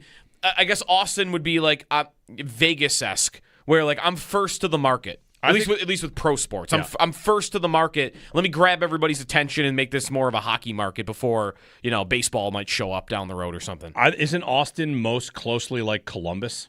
Because it's college sports? Yeah. It's a huge college sports town, a huge market. Right. And it would be their only pro sports team, but right. I don't know, does the NHL think Columbus is a good model? I don't have a problem with it. It feels like they're healthy, the good season ticket, right? Like, they've not had a great run of success. Yeah. But right. Yeah, I don't know. I mean, both Houston and Austin are about equidistant from Dallas. It is very close to Dallas. Like is it the same as distance as like Calgary and Edmonton, or like in the Northeast you got teams packed in there and there's plenty of people. There's no doubt about that. So right, and Dallas is like the closest team to them is I think Nashville. It's pretty far away. Yeah. Like there's really nobody regionally right near them. I mean, 34 teams also, they will be the first league to 34 teams, and isn't that happening just because they don't have the TV contracts that the other leagues do? So they have to make up for that with expansion fees? Possibly. Like, these owners are not getting $300 million checks every year because they're getting a TV contract like that. How do I make up for that? Let me get a $2 billion expansion fee that everybody's going to split. Right. It has felt like expansion is the business model in the NHL, yeah. How do you do 34? That's 17 team conferences. You can't divide it into 4. You can't divide it into 6. It's a very odd number. You do it on your way to 36. Ooh, are we getting realignment then? There are right now 8 teams in 4 different divisions. Yeah. Right, so you would have that's like the NHL's math. Yeah, so you'd have 2 divisions with one more team than the other 2. You'd have 2 9-team divisions, and I think 2 17-team conferences, I would imagine. Okay, so unless they split it all up and do something different. So now we're back to having unbalanced divisions. Yeah, which means they're going to 36. Where's the line? Where should the line be? 40? 50? Probably like 2 teams ago. Right.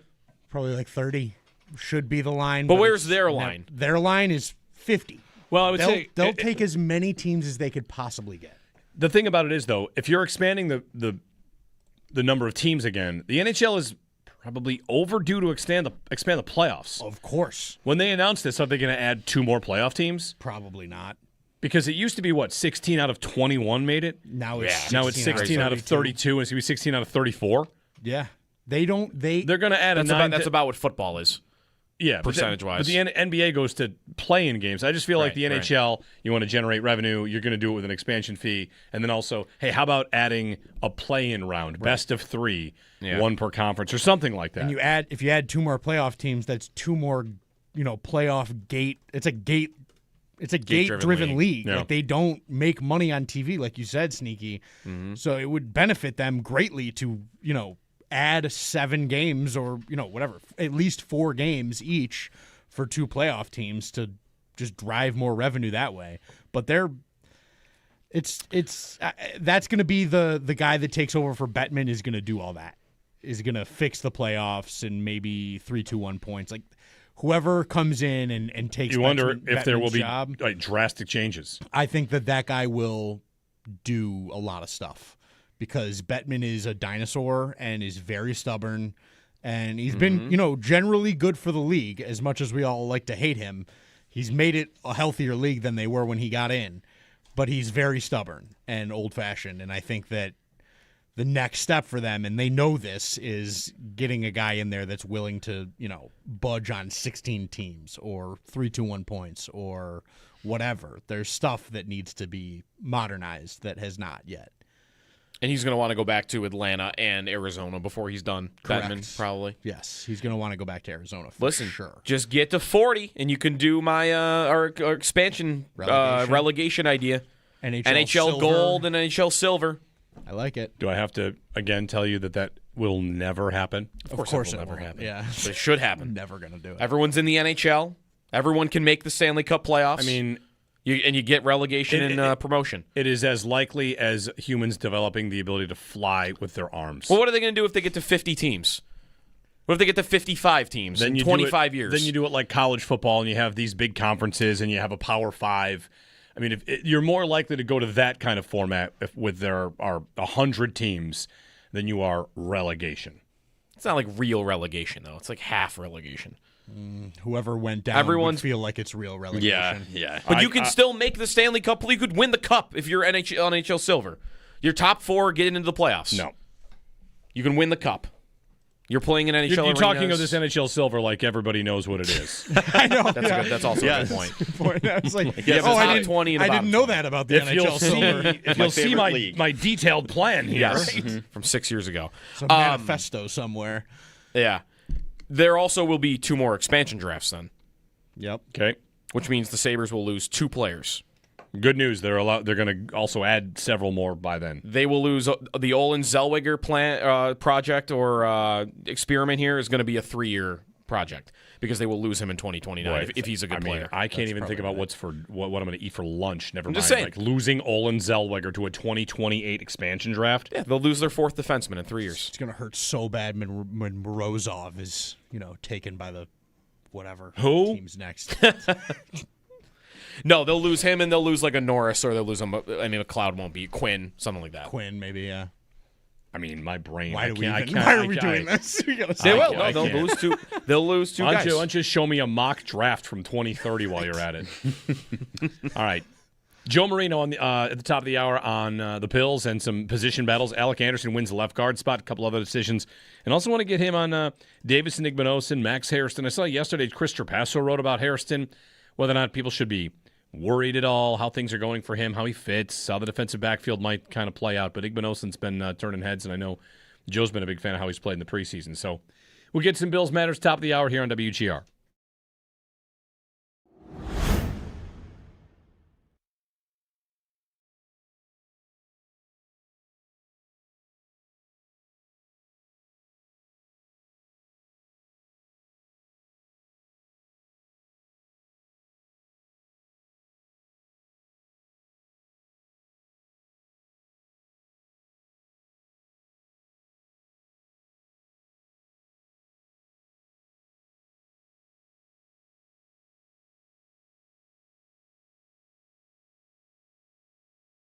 How about Skylar Bell coming back to practice, Sal? And like, if he's playing Thursday, first action, I've wondered about like whether he'll get a game day jersey. It's kind of been, an interruption his offseason the last couple of weeks because there was a lot of excitement about him, and obviously that faded away when he wasn't on the field.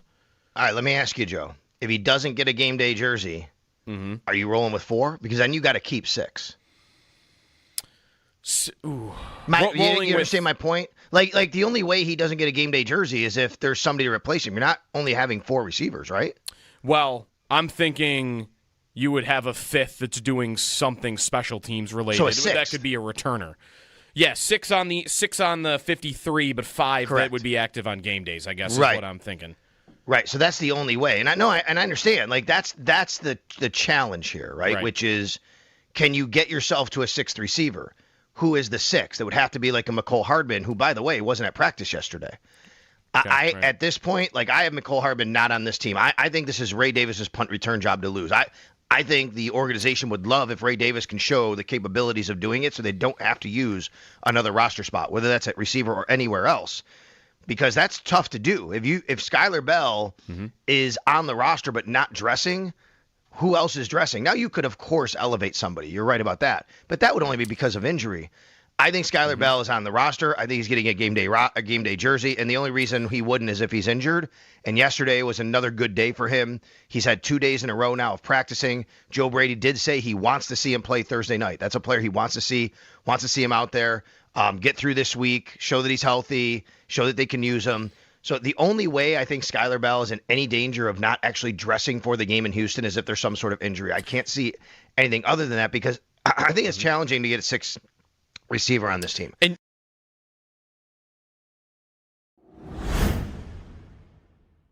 During the day, Elena Getzenberg reported that Alec Anderson has won the left guard job. So, how that plays out. I mean, is anybody really all that surprised? It felt like he might have been the leader in the clubhouse going in, and he ultimately is going to be their starting left guard.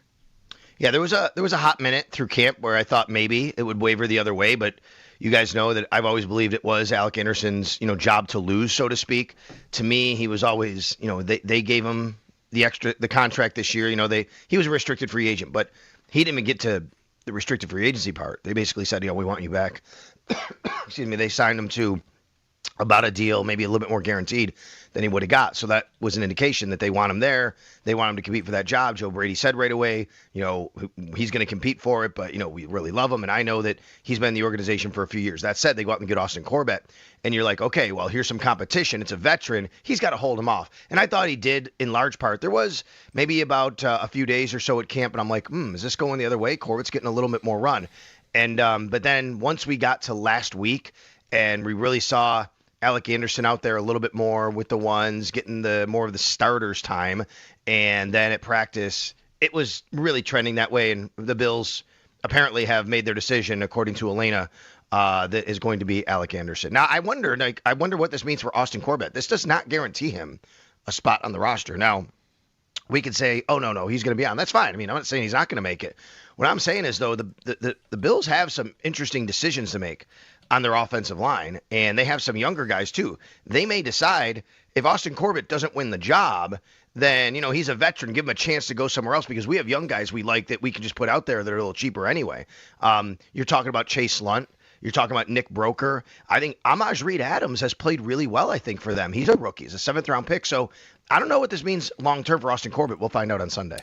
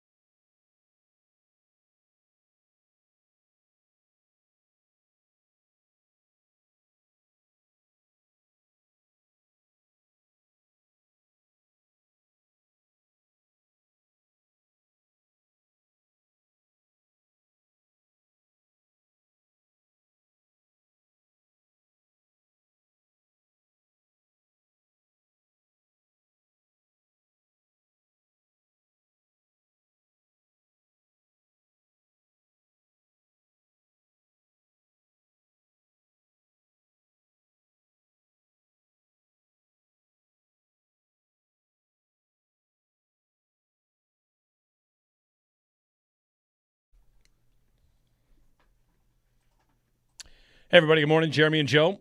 Owen Parker, Joe Cali here as well on this Wednesday. Yesterday was like injury after injury every time I looked at my phone during the day, and half of them ended up not being injuries. Yeah, Jamar Chase, he's fine. But there was a scare like, oh, no, non-contact, didn't hit anybody, knee injury. And then Olave went down at one point.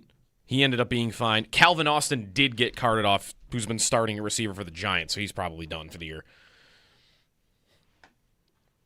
But Chase is fine, sounds like. All right. And so is Olave. Pick a team that had a rivalry uniform. I'll tell you something about it. Pick your team. The Titans. Titans. I think the Titans had good rivalry uniforms. They went with neon-inspired numbers, bold buzzing, made for a city where the signs never go dark. I like the Titans uniforms. They also, the font, like the style of the number is to represent neon lights. Yeah, it's okay. I think they're good. I like the Titans uniforms. The Vikings might have the coolest elements. If you go look at their helmet, you you write something on the little front of the helmet, they put it in runic characters. Oh, yeah. It says skull in runic Viking language. I had not noticed that. And the pointed center of the helmet, like they got the helmet stripe, it comes to a point to represent the nose guard found on historical Viking helmets. Okay. No. I like the font on their jerseys. This is where maybe it goes a little far.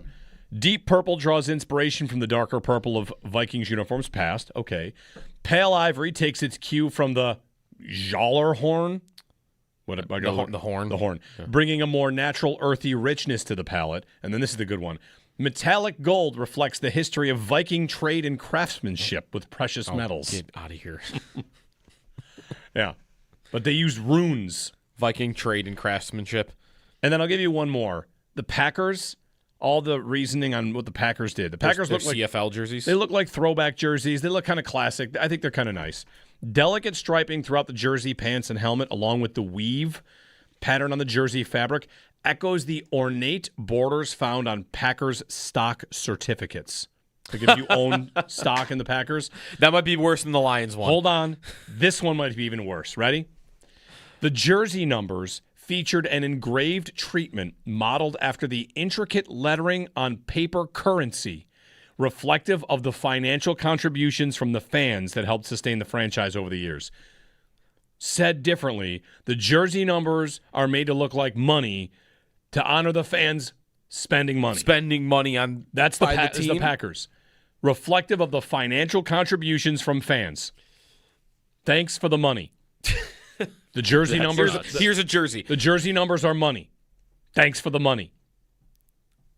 I don't like them as much after hearing all of that. Yeah.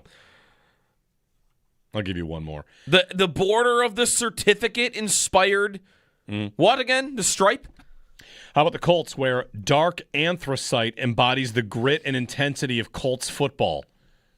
There's one thing you think in your life, it's about the grit of Colts football. What was the second word they used there? Dark anthracite, the grit and intensity of Colts football. Intensity. All right, Joe Marino of the Locked On Bills podcast on some position battles, and Alec Anderson taking that left guard spot. It's coming up here on WGR.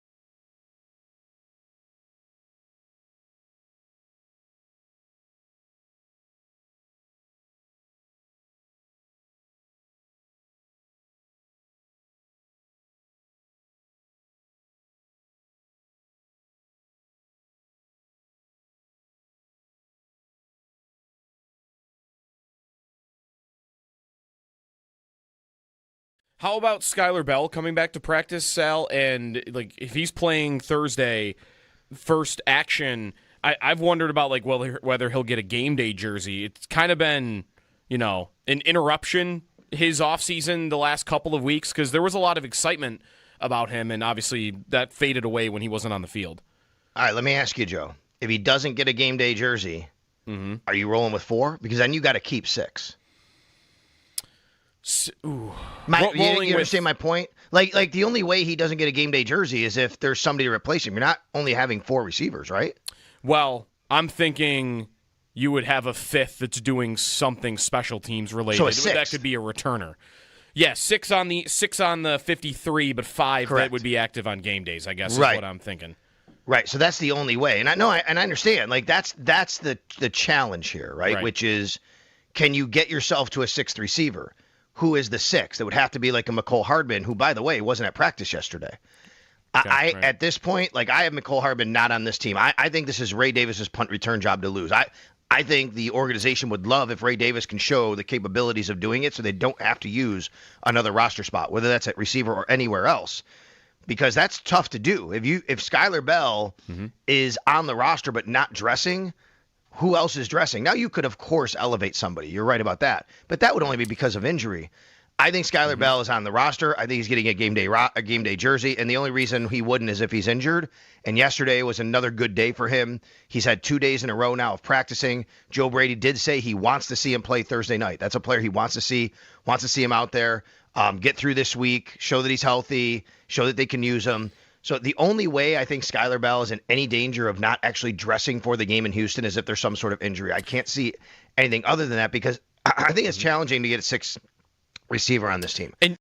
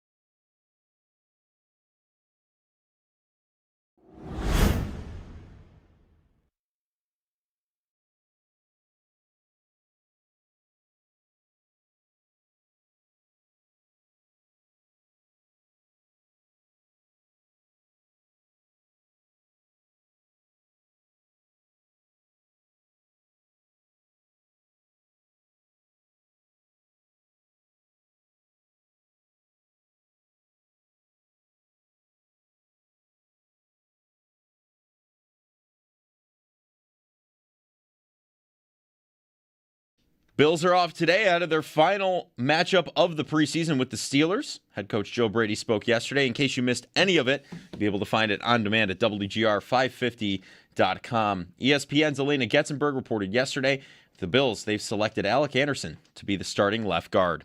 Around the NFL,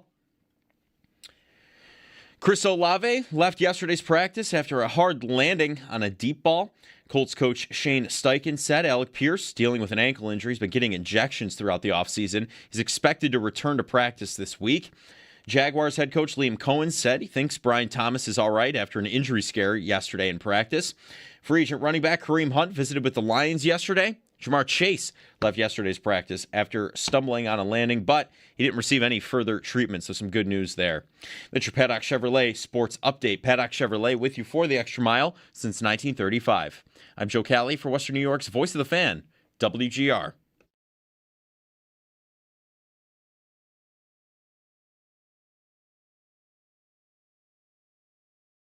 Is that rhetorical? Who do you think you are?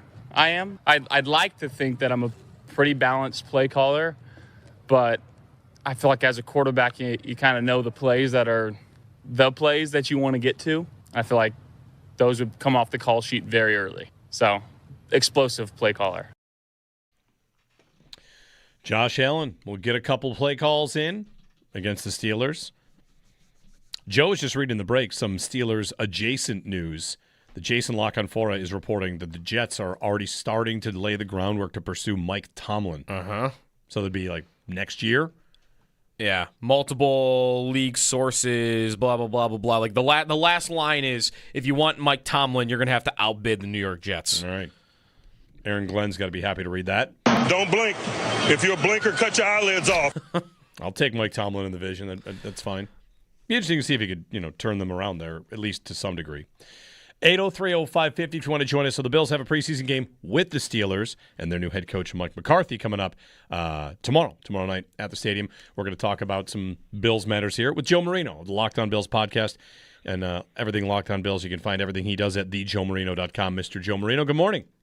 Hey, good morning, guys. Hope you're doing well. We're doing all right. It's 2 weeks from tonight, the season opener between the Seahawks and the Patriots, and no Kayshon Boutte, and not like he's the feature guy, Joe. But I do wonder about your thoughts about that trade. New England makes a trade with another contender, and instead of seeing Kayshon Boutte twice with the Patriots, the Bills will see him once in the opener. Again, he's not like a feature player of a team, but a nice piece, and I'm surprised they traded him to a team that's thought of as a contender for such a small price.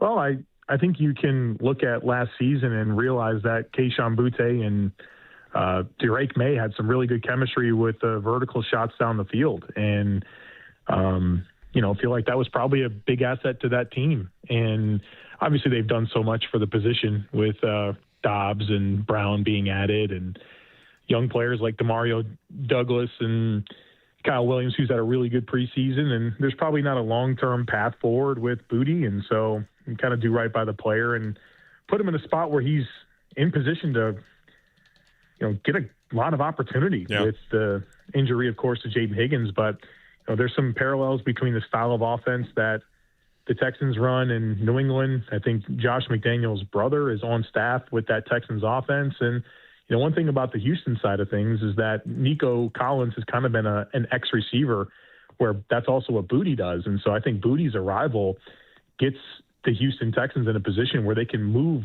Nico Collins around a little bit more and maybe find some mismatches in the slot. And so good trade for Houston. And while he's definitely a piece for New England, you think about the additions they made and, just maybe there's not a path forward long-term and they moved on. But, kind of a logical trade for both sides, but maybe you'd expect New England to get a little bit more in return. I think would. That's maybe the criticism. Yeah. The position tends to get a lot of money, and if you're trading a guy that's going to go in as your wide receiver too, to get him for a depth safety and a 7th-round pick is I think it's a good business for Houston. How much, Joe, are you how much of a believer are you in Houston? The Bills will play them in week 1. We've got 2 weeks basically to kind of get up to that game, and it's Bills at Texans, a place where they've had their struggles. There are plenty picking them to win the AFC, given how good the defense is expected to be. It comes down to whether or not C.J. Stroud can bounce back or ascend. How much belief do you have in the Texans? Tons of belief in their defense, and I can see the reason for the hype. I mean, look at the last 2 Super Bowl winners in Seattle and Philly, and tell me that you don't think there aren't some pretty strong parallels in terms of A-list defense, but an offense that's shaky with a quarterback that we just don't know about, but certainly has some big play potential to him. It feels like the parallels are pretty easy to draw between this Houston teams and the last couple of Super Bowl winners. And so, I understand where that hype comes from. I think they have a lot to prove on offense. Certainly C.J. Stroud, it feels like that rookie season was a while ago, and the lows have been a little bit more than the highs, and certainly the playoff run was a disaster. And, they're still trying to figure out this offensive line, more new starters there. They got a new running back in David Montgomery to implement. And then, of course, the receiver situation, Nico Collins is a stud, but a lot to kind of figure out behind him in terms of young players and what they're ready for. And of course, a Tank Dell coming back off of injury.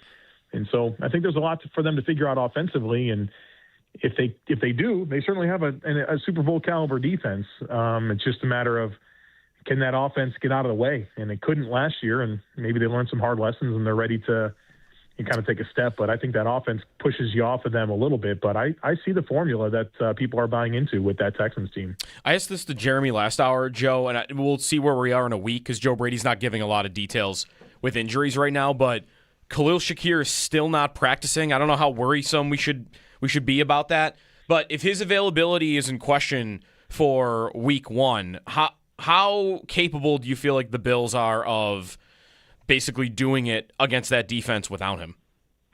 Well, obviously it's a hit. I think that Khalil's such a stabilizing player in the offense, and whether it's kind of being an extension of the run game or this belief that we're going to see him involved more down the field, it's exciting to think about. The injury has just been really confusing, right? Like no real knowledge of when it happened, and Joe Brady certainly hasn't given us anything on these injuries, and so I don't really know what to think of it, but I guess the good news would be that the Bills would have time to consider their game plan without Shakir, since it's not going to happen like during the game or the week of the game. So that runway is helpful, but obviously this Bills offense is going to be at its best with Shakir, and against a defense like that, you want all hands on deck. And tomorrow for the preseason game, like we should see Skylar Bell. He's back practicing the last couple of days after being missing for a couple of weeks. And if those injuries are there, it might be hard to gauge because he hasn't been there practicing. But Shakir not practicing, Coleman not practicing. Like, how much confidence should we have that Bell could give them anything on offense, even just somebody that could play? Step one is practicing, right? It's been a couple weeks, and that first preseason game that he missed, Joe Brady said if they were in a game and they needed him to go, he could go, and then it took like almost another 2 weeks for him to actually return to practice. And so I like the skill set. Obviously, I think he's a guy that profiles well in terms of yards after catch and speed, and I like the route running ability. And, I think he can be an asset to this team. But as a rookie who missed time in the offseason, like this, that doesn't put him in a good position in week one to have to step in and do much. And so, I think the Bills would lean more on Josh Palmer and, of course, DJ Moore and Kincaid. And, I think there's plenty of belief that Coleman's going to be good to go. And so I think Bell becomes part of that mix. But I just have a hard time buying into what he's going to be ready for coming off of injury and missing so much time during the camp and preseason of his rookie season. Joe Marino of the Locked On Bills podcast joining us here. All right, Joe, so the left guard spot is locked in. It looks like it's going to be Alec Anderson that has won that job, which I don't think comes as a huge surprise. He might have been a slight favorite, maybe a modest favorite going in. And, as they look across the line, Connor McGovern, we're still waiting to see if he's going to be good to go for the opener, but it's probably a good feeling going in to have 4 of the 5 pieces back. And Anderson, I wonder how seamless you think it will be him stepping in for David Edwards. I don't think it's going to be seamless, Jeremy. I think it's going to be okay, but this is a good player in David Edwards that had multiple years. Of course, that's true with Alec Anderson. He's been around. This is his 5th season with the Bills. But, as a starter and known for the football IQ, and he's, a guy that played quarterback in high school and tight end initially going into Wisconsin, and somebody that just has a real understanding of what's going on offensively, big part of the line calls. I think his role is really important, even if he wasn't a dominant player. I think he's a good player with elite football IQ to kind of, elevate him to being an excellent starter. And so I don't want to make light of that just not being around, and you insert a guy that, when's the last time Alec Anderson had to play 1,000 snaps in a season? It's probably been 6 years, right? So there's a lot that Alec Anderson has to embrace. I always thought it was his job to lose. I'm not surprised that he's getting the nod, but I don't want to overlook that transition and, a guy that low pedigree, undrafted free agent, practice squad, depth player, his 5th season, he gets a chance to start versus, what David Edwards had proven throughout his career, his time in Buffalo. I think it's going to take some transition there, and, hopefully Anderson can mitigate that. But, I don't think seamless is the word that I would use to describe this. Do we still anticipate them having a lot of 6 offensive lineman sets, or is, the presence of Jackson Hawes there? Because Anderson used to be, right, often the 6th offensive lineman, and, the numbers have dwindled a bit. How does that ultimately look to you? Do you think Hawes, the addition of Hawes last year basically changed their ability to use those numbers? Yes, 100%. And I think it's just that he's so capable of a blocker that there's diminishing returns on putting a 6th offensive lineman out there because, we're talking about on the edges. It's going to be, outside backers and edge type players that are not, 300 pounds. So you're dealing with, 240 to 270 pound edge players. And you don't have to trade off the receiving skill set, right? Not that Jackson Hawes is known for his receiving chops, but they're certainly a lot better than a 6th offensive lineman. So I think that his arrival takes the necessity for that out of the scheme, and it probably gives you the same elements because the blocking is comparable, but with more pass game upside. So I think the presence of a Jackson Hawes really diminishes that role, and for Anderson, probably positions him to, not have to worry about that part of learning the offense, and he can just focus on being the left guard. And, I think that'll be a benefit to him this year. Do you think, I think I can kind of tell us from hearing you here, that Corbett would have been a safer pick for them at left guard? Safer, probably, but I certainly understand the ceiling that comes with Anderson, right? He's a bit of an unknown commodity that's been around I think that can be appealing. And I think there's obviously a good development story to tell with him kind of doing his thing. I mean, I'm sure Joe Brady loves it, right? This guy practice squad a couple of years, embraced the depth role. Year 5, he's starting. Like, that should get everyone's antennas up, right? For if you're in that type of a position. So yeah, I think there's a higher floor with Corbett, but a much higher ceiling with Anderson. And I understand tapping into that, especially when your 4 other starters on the offensive line are handsomely paid veterans. I think it's a ripe opportunity to insert a young player with some ceiling, even though there's some unknowns and maybe a lower floor. How do you feel about their line depth, Joe, while we're on it? Like, the Bills have been relatively healthy at the position, the whole unit, over the last couple of years.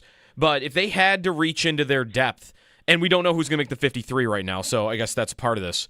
Like, how confident should we be that if they needed to go to their depth, that they have good options? Well, I think on the inside, guard and center, I think they're absolutely loaded, where you feel good about several options behind the starters being able to step in and be functional. At tackle, I think, is where the bigger question is. Now, I'm fairly comfortable with Tylen Grable. I wish that he didn't have so many injuries for a guy that hasn't played much. I don't love that combination. But I think the skill set is likable, and I think he can hold his own as a reserve behind Brown and Dawkins, but he still hasn't played much throughout his time with the Bills. And whenever those opportunities were available, it felt like he was injured and Ryan Vandemark had to step in. And then Ryan Vandemark kind of captured the momentum and got a nice little deal to go to Minnesota. But I find myself much more concerned about tackle depth. I think Grable will be okay, but ideally this is a healthy year for Brown and Dawkins, and we don't have to see Grable or especially anything beyond Grable, because that's where I really get nervous. So really, really strong on the inside, not so much at tackle. Joe, I want to talk about preseason game number 2 is a lot about the defense and how they looked in Cleveland and where the numbers are going to shake out, who might be on this team, who might not be on this team. But 2 guys that will definitely be on the team that you've been kind of talking about since the draft, Davis Igbinosun and Max Hairston, and whether or not there is a true competition or a true who fits better or who gets more time. How do you look at it right now? Hairston, of course, has consistently kind of battled injuries, and Igbinosun, from everything I've seen and everything I hear, is impressive, right? So if you're asked just about that, hey, tell me what's going on with Hairston and Igbinosun. Where do you land right now? Well, I certainly, after the draft pick was made, being a second-round pick, the Bills traded into the second-round pick to get Davis and Igbinosun, you pay attention to that. That means something. Drafted for this defense, we think Jim Leonard's going to want to run man coverage, a lot of press, needs his corners to tackle based on playing a lot of 5-man fronts, and there's some spill runs. You got to be able to tackle, right? And so you just kind of piece all that together and say the skill set that's more aligned with the style of defense that we believe Jim Leonard wants to run is Davis and Igbinosun. Oh, by the way, they traded up for him into the second round, right? There's some pretty obvious signs that point to him not being drafted just in case they need him, right, as a depth player. And then you get to camp, and every indication imaginable is that Maxwell Harrison is the starter opposite of Christian Benford. Like, whenever they had their first-team defense out there, it was always Max, right? There wasn't even any working in of IGB. But then Max, unfortunately, has another injury where he's out of the lineup, which invites the opportunity for IGB to get first-team reps at corner. And I'll be honest, he's done really well. And I worry that maybe Max, it was his job, but he opened the door. And we've now gone through a couple of preseason games where we haven't seen Max, but we have seen IGB. I think IGB has done a really good job. I think he's been targeted one time in coverage, gave up a catch for 7 yards, made a really impactful tackle for loss on a run play, and has been like really, really solid with his coverage assignments when you watch the tape. Meanwhile, we haven't seen Max Hairston. Now, Hairston participated in the joint practice, and I think that's probably a meaningful data point where maybe he wasn't healthy enough preseason game 1. Preseason game 2, he got his work in with the joint practice, and like all the starters, or pretty much all the starters, didn't play against Cleveland. But here we are. Like, are we supposed to just assume that the information that we've seen to this point tells us that it's Max's job and there's no real door open for IGB, or has the door been opened? I think it's very compelling. Is there a conversation to be had about playing them both? Maybe. We heard Jim Leonard talk about that when it relates to Caleb Elarmzor and Dorian Williams as the other inside backer along with Terrell Bernard. I think everything's on the table, but while early in camp it was clear that Max was the starter, I think the door's been opened, and I'm not going to be surprised if IGB might be a real contender here as we get closer and closer to the season. Joe, what about on the defensive line from this past weekend against Cleveland? Landon Jackson, Dwayne Carter, some of the younger guys, TJ Sanders, that are going to be rotational pieces probably on this line. What did you see from them on Saturday? Continue to be impressed with Landon Jackson and just how obvious it is that this style of defense and where he's playing more as an inside player is far better for his skill set. And he's playing with so much more confidence. And I think he said last week, he's like, my body wasn't designed to be under 280 pounds, and now you just tell he's just so comfortable and playing with a lot of confidence, and it's showing up. And when you watch the film, I feel comfortable with where he's at. And Greg Gaines recently added, I know he's not a young player, but certainly, the word functional comes to mind with him. I think he's probably the Bills' second best nose tackle. I will say Dwayne Carter, after a very rough preseason opener against Carolina, I thought was significantly better against Cleveland. Might have been the best I've seen him look in a Bills uniform. I know it's game 2 against the reserve offensive lineman, but you think about his own story of missing last year, his first game back. Of course, he struggles, and now he corrected a lot of that and looked a lot better, a lot more active, a lot more firm against the run. And maybe the message was loud and clear with Greg Gaines' arrival that you got to get it going here, or else there's not going to be a roster spot for you. The guy that I find myself concerned with, disappointed in, is TJ Sanders, where he's a really athletic, twitchy player with good flexibility, and that's great. Like, there's redeeming qualities to that, but the power elements just haven't been there. And in a defense like this that is more gap control and not as much penetration style, I just worry that the fit isn't as strong with him, and he's just not playing with enough power and physicality to gap and really own his space. And so, maybe there's more of a behind Ed Oliver role that makes more sense for him, as opposed to kind of being the other guy, if you will, that's not the nose. But I find myself a little nervous about his trajectory, especially, high second round pick, a player they traded up to get. I worry about how that's going to come together, but obviously he's talented. He has athleticism, and at the same time, a lot to prove. This is the last time we'll talk before roster cutdowns, and maybe it came up here because we jumped around a lot, but is there a position that you think is the toughest call right now for the Bills once we get to cutdown day?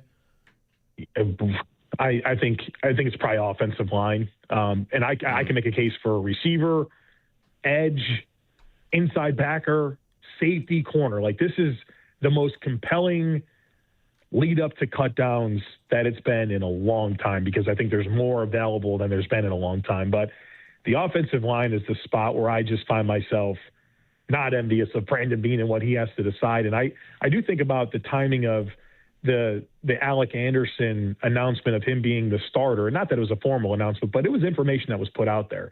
And I feel like there's some intentionality behind that, because offensive line depth across the league is lacking. And the Bills probably have a little bit of a surplus. And, they're probably roster 9 offensive linemen, but they might have 10 or 11 that are worth a roster spot. And you want as much depth as possible, but you can only hang on to so much of it.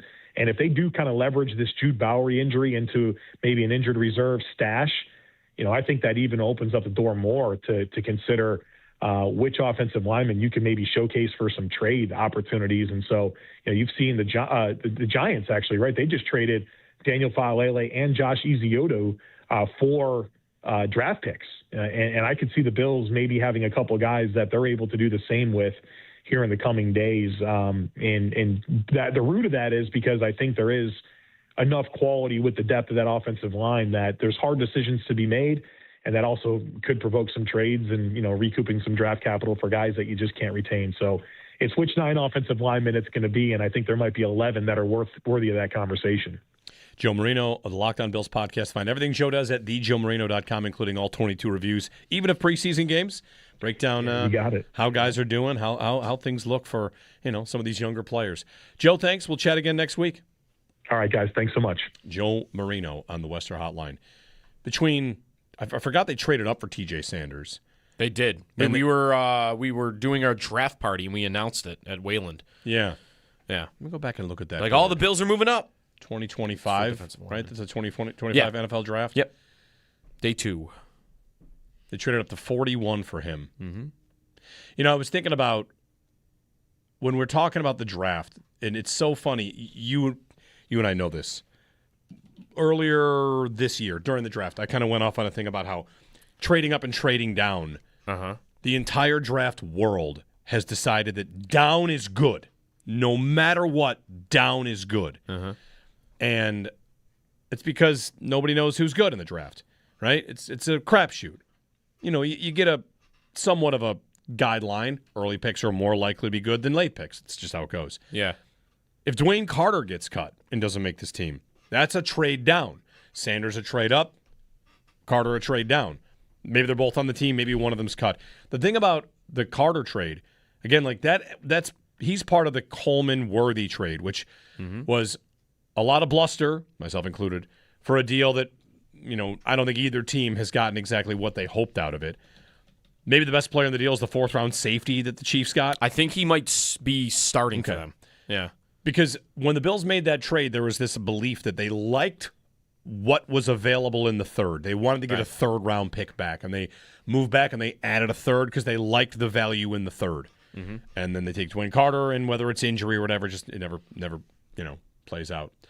The Bills traded up for T.J. Sanders. How far up did they move? So that was the same, though, as, like, again, the Worthy trade, it's like, again, trade up or trade down, what's better? The Bills traded down to trade up. Right, it was up and down. Right. In this deal, they traded up to trade down. They didn't lose picks. Okay. They moved down from the end of the 2nd to the top of the 3rd to go up from the end of the 2nd to the top of the 2nd because they had 2 second-round picks. Gotcha. So they traded 2 seconds and a 7th. Where do they move from? They moved from 56 to 41. Okay. And to do that, they moved down from 62 to 72. And then they moved down from 109 to 240. Yeah. So it was 2 seconds and a 4th for a 2nd, a 3rd, and a 7th. So even that wasn't really a trade up. Like, if you like trade downs, they traded down twice in that deal. It's a lot of actually like trading down and trading up, and it's pick shuffles. I don't want to lose a pick. What I'd really like to do is just move our picks around the board. And that's, I mean, the Bills make more pick shuffle trades than they do any. Seems to be these others. a trend. I'm looking at like the guys between 56 and 41 after T.J. Sanders. Did they miss on anybody here? Like if they had just stayed put? Yeah. Or do they, if they'd moved up and taken somebody else, right? Like Nick Scorton's in here, Carolina defensive end. He's hurt now though, but I don't remember being anybody that was like, oh, you could have had. Like I mentioned the other day that Creed Humphrey went right after. Who do you go? Boogie Basham. Yeah. And like I remember that. I don't remember anybody going after T.J. Sanders and thinking like, oh, I wish they had just stayed and done that. No, not. And their next pick would have been Landon Jackson, and before that, right. I mean, not a ton that you'd see big names. I remember Luther Burden was around there, wasn't he? Luther Burden was 2 picks before T.J. Sanders. Okay, so he was gone when we would have been at Wayland watching. Yeah, like Burden's still there. Burden's still there. Right. That second round has Carson Schwessinger, Jaden Higgins, who's hurt, Nick Emenwari, Quinshon Judkins, Trevion Henderson, Luther Burden, Tyler Shuck are all right before T.J. Sanders. Not that the Bills needed all these positions. Just kind of looking back on it as one of those guys might be moved, traded, cut. There's a crowded house. 803-0550 is our phone number. Luther Burden. That was also a part of the Chicago. That is one of the best trades a team has ever made. Like the Watson trade comes up as the worst trade a team's ever made. The Wilson trade for Denver. Carolina traded the number 1 overall pick, or they traded for the number 1 overall pick, and they gave up a number 1 overall pick that ended up being Caleb Williams. They gave up DJ Moore, who ended up turning into a second after a couple of good seasons, and they gave up a top 10 pick that ended up being a starting left tackle, and they gave up a second-round pick that ended up being Luther Burden. Wow. That's incredible. That's a pretty good trade down. Yeah. I mean, of course, you win by them finishing last again. Yeah, right. That's and getting your the biggest part of it. All right, 803-0550 to join us. Jeremy and Joe on WGR.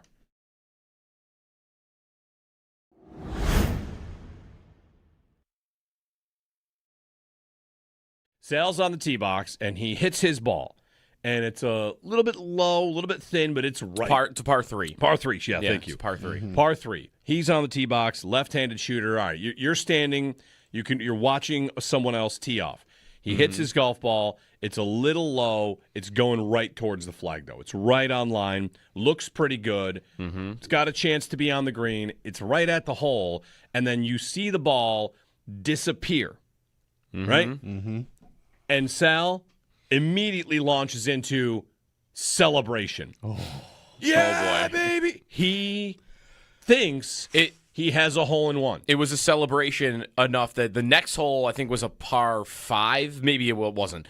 That me, Mike, Chris, and Nate are 250 yards away. Yeah, maybe more. And we all turned around because of the noise that we heard, like the roar from the other side of the course. And we all asked each other, like, could that be an ace? Like, that was ace noise. Yeah. It sounded like it, like if that's not an ace, like I'm like that's a lot for a chip in birdie. Like I don't know what else that could have been. Yeah. So it was loud. So it drops. We see the ball disappear. Sal explodes. His playing partner Speck, they explode. He leaps into the air. Speck leaps into the air to congratulate Sal, and Sal catches him out of the air. Wow. Like it's a dance move in Dirty Dancing. It was really amazing to see this. They're full on out. I'd never seen a hole-in-one before in my life. I didn't know what kind of celebration would come with seeing a hole-in-one. I have no idea what would happen if I ever got one. I don't have one. But here's Sal. I know what Sal's reaction would be because the ball dropped, and they're loud. Like they're so excited, and I am on the right, and I say, I think that might have gone off the back of the green. Oh, man. While they're celebrating. Did you have to, like, get their attention? Like, did they hear you? Like, guys. No, it's more of he's looking for more hugs and celebrations. Right. And you're like. And I have a split-second decision. It's, do I hug and yes? Or do I say, from my vantage point, which, like 10 to 15 yards to the right, like, I think that might have gone over the green. That's a big, Okay. That's a tough scene. Think it went over the green. How sure were you that it went over the green? 90%.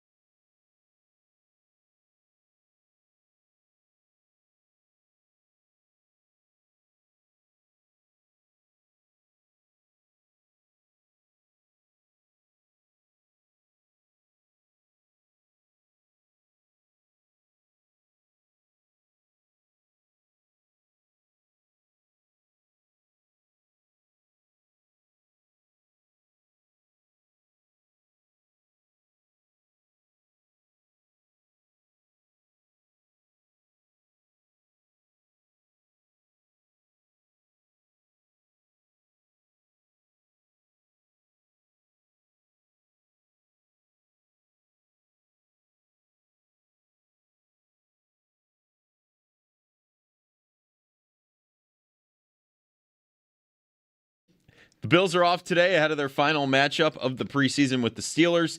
Head coach Joe Brady spoke yesterday. Josh will not be playing Thursday. Okay. No, I know. No, I think Josh is on a really good man. I love how he's spending it, how he's playing football right now, and he's obviously leader of our football team, and he'll be right there with me. Hopefully, I'll let him call some plays. Maybe on Thursday. He wants it all the time, but Josh is in a really good place. In case you missed any of that or the player comments, you'll be able to find it all on demand at WGR550.com. ESPN's Elena Getzenberg reported yesterday that the Bills, they've selected Alec Anderson to be starting left guard. Around the league, Chris Olave left yesterday's practice early after a hard landing on a deep ball. Colts coach Shane Steichen said Alec Pierce, dealing with the ankle injury, is expected to return to practice this week. Jaguars head coach Liam Cohen said he thinks Brian Thomas is all right after an injury scare in yesterday's practice. Free agent running back Kareem Hunt visited the Lions yesterday. Jamar Chase left yesterday's practice after stumbling on a landing, but didn't receive any further treatment. The Paddock Chevrolet Sports Headlines. Paddock Chevrolet with you for the extra mile since 1935. I'm Joe Cali for Western New York's Voice of the Fan, WGR.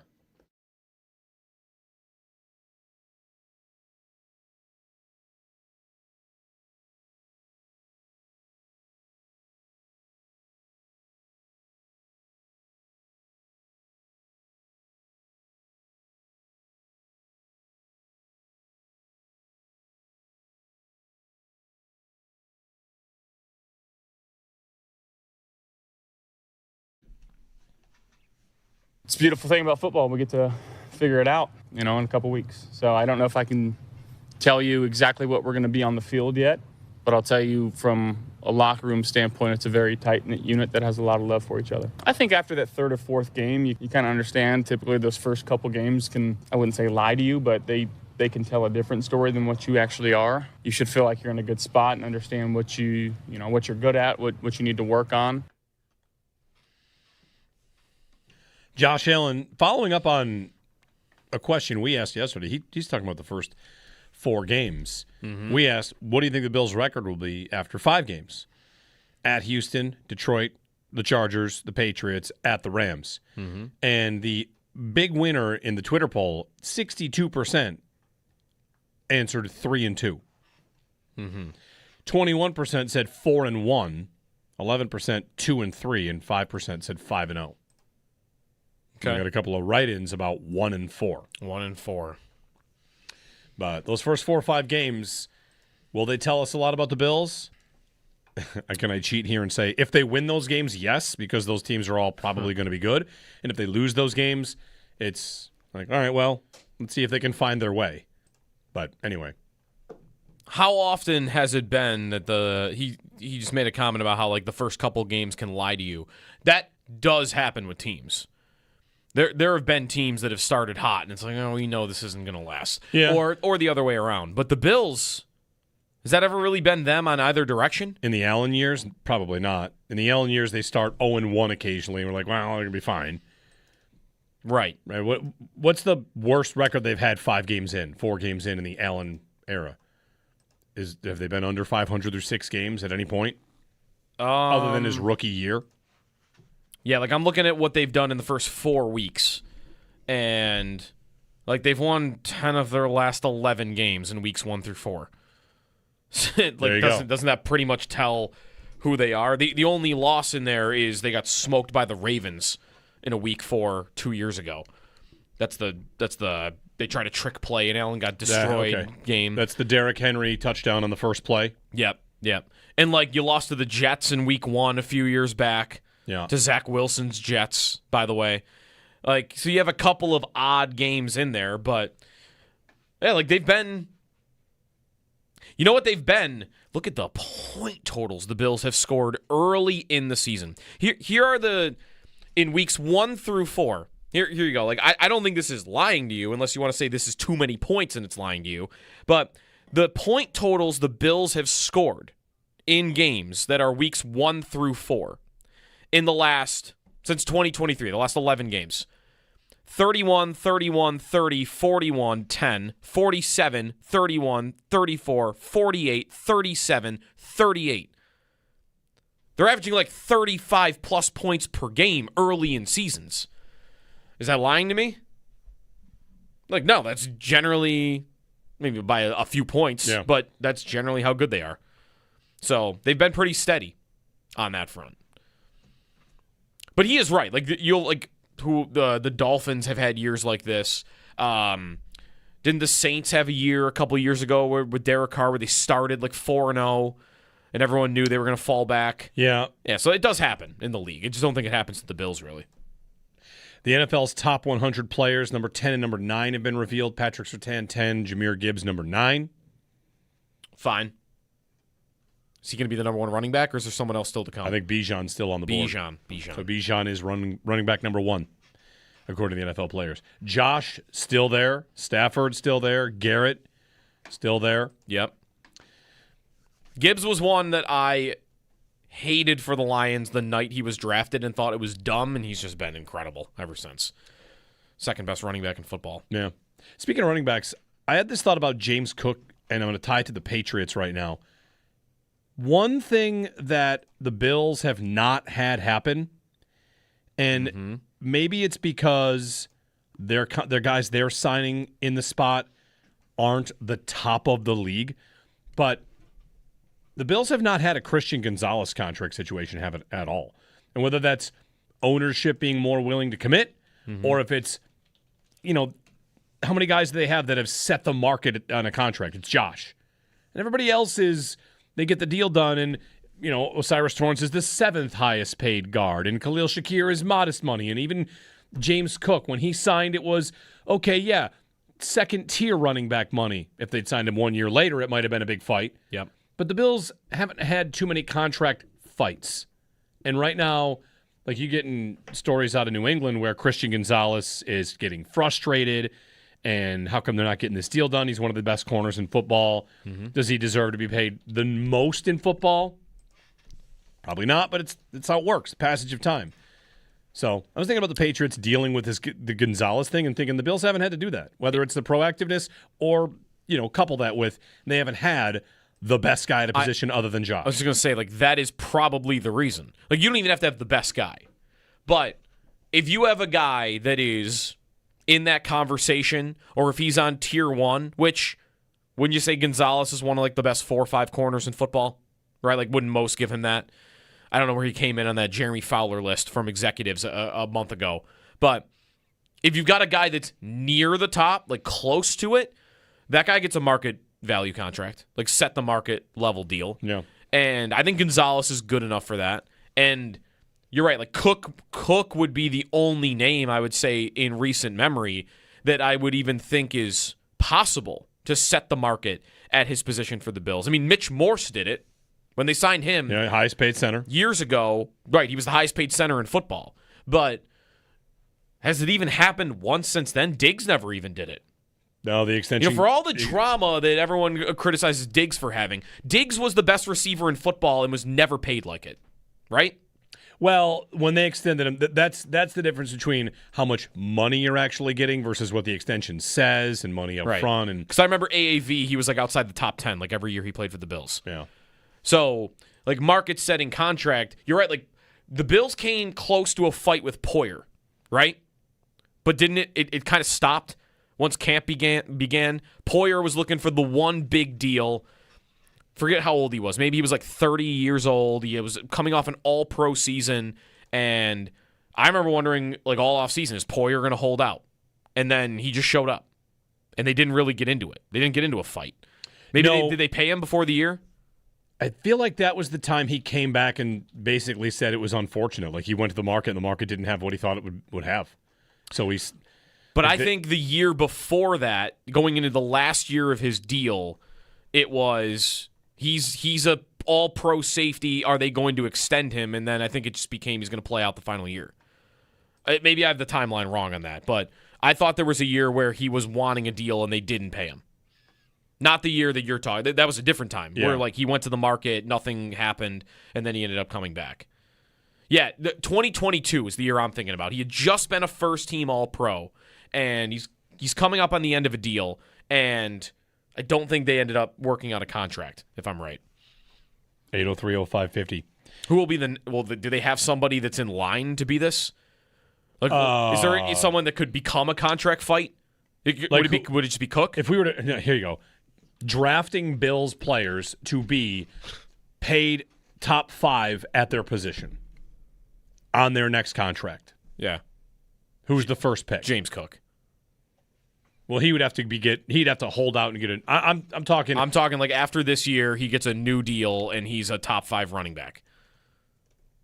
His deal's not up. No, it's not. I mean a guy that's going to hit it and like rookie contracts.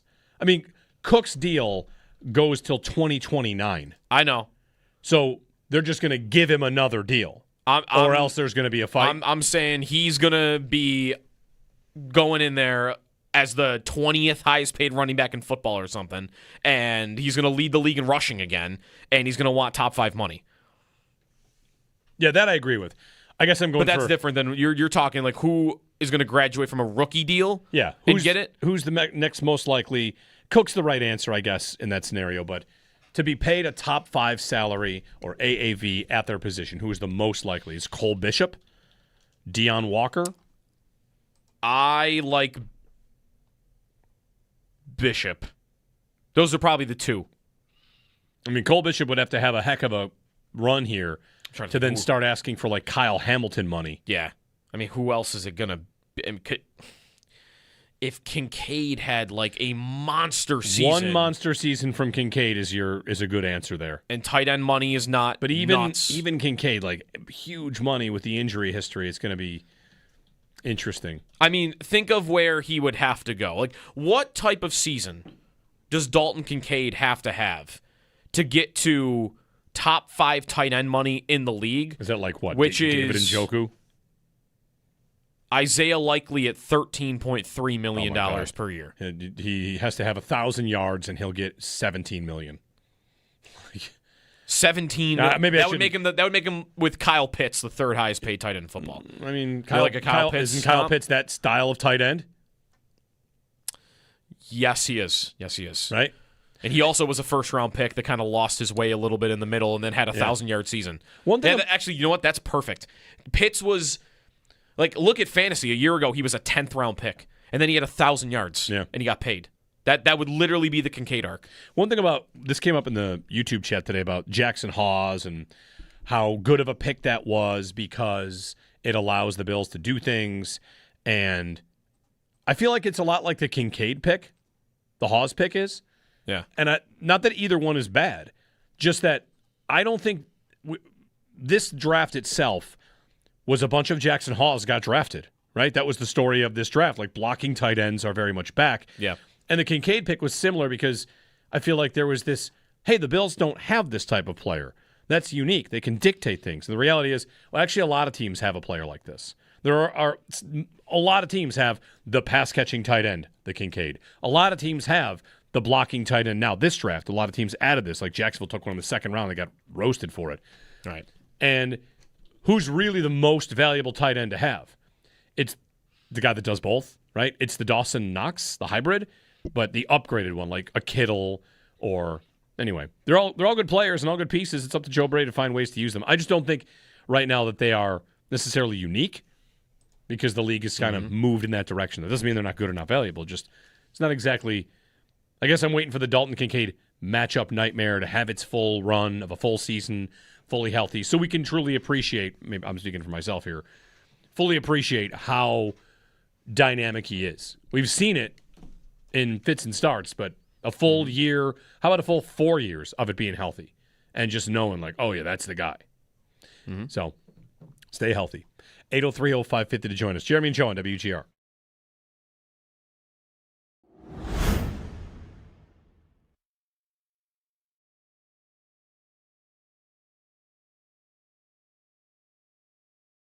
During the day, Elena Getzenberg reported that Alec Anderson has won the left guard job. So, how that plays out. I mean, is anybody really all that surprised? It felt like he might have been the leader in the clubhouse going in, and he ultimately is going to be their starting left guard. Yeah, there was a hot minute through camp where I thought maybe it would waver the other way, but you guys know that I've always believed it was Alec Anderson's, job to lose, so to speak. To me, he was always, they gave him the contract this year.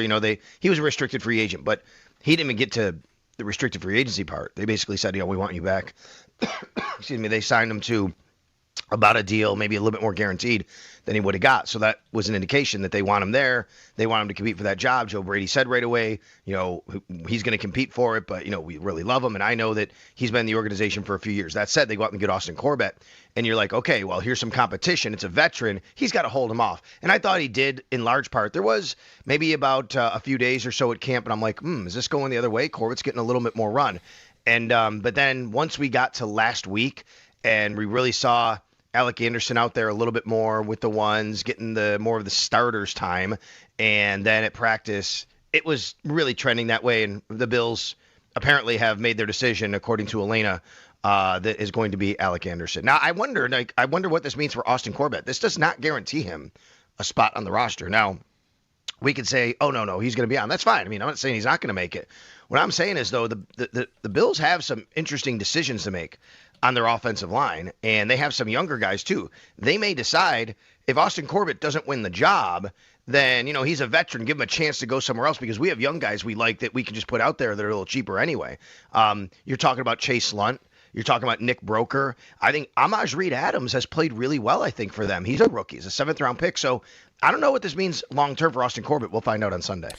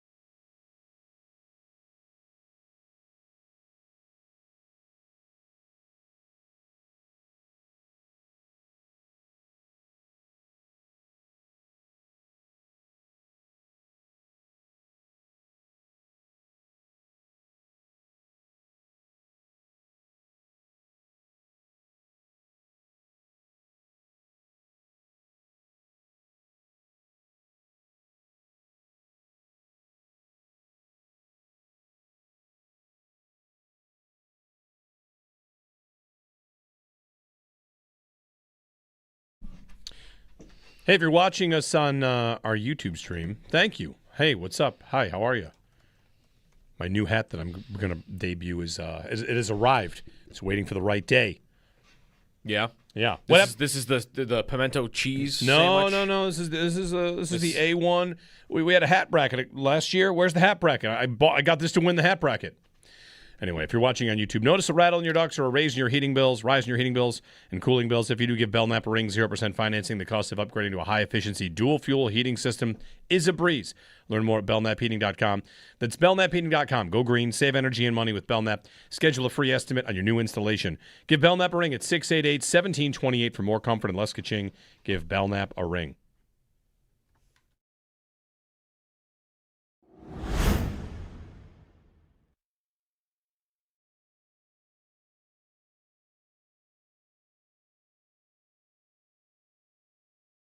Brian Cozy on the Western Hotline. To the Tour Championship in just 1 minute. We're going to get your thoughts on the new format they've announced. But, Brian, I want to ask you, regardless of the team might, again, pick up right where they left off, but are you left feeling like the offseason has met the moment? I would say no. I think there's a little bit to be desired. I mean, you lost 2 high-quality players in Alex Tuck and Bo Byram. And I feel like there was a half attempt with Byram's replacement to try to bring something back in between.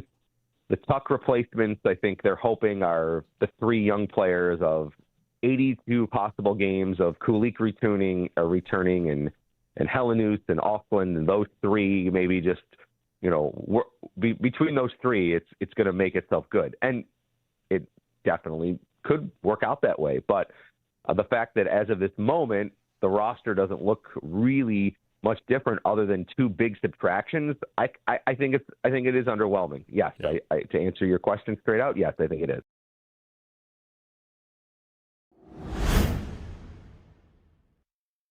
During the day, Elena Getzenberg reported that Alec Anderson has won the left guard job. So, how that plays out. I mean, is anybody really all that surprised? It felt like he might have been the leader in the clubhouse going in, and he ultimately is going to be their starting left guard. Yeah, there was a hot minute through camp where I thought maybe it would waver the other way, but you guys know that I've always believed it was Alec Anderson's, job to lose, so to speak. To me, he was always, they gave him the contract this year. He was a restricted free agent, but he didn't even get to the restricted free agency part. They basically said, we want you back.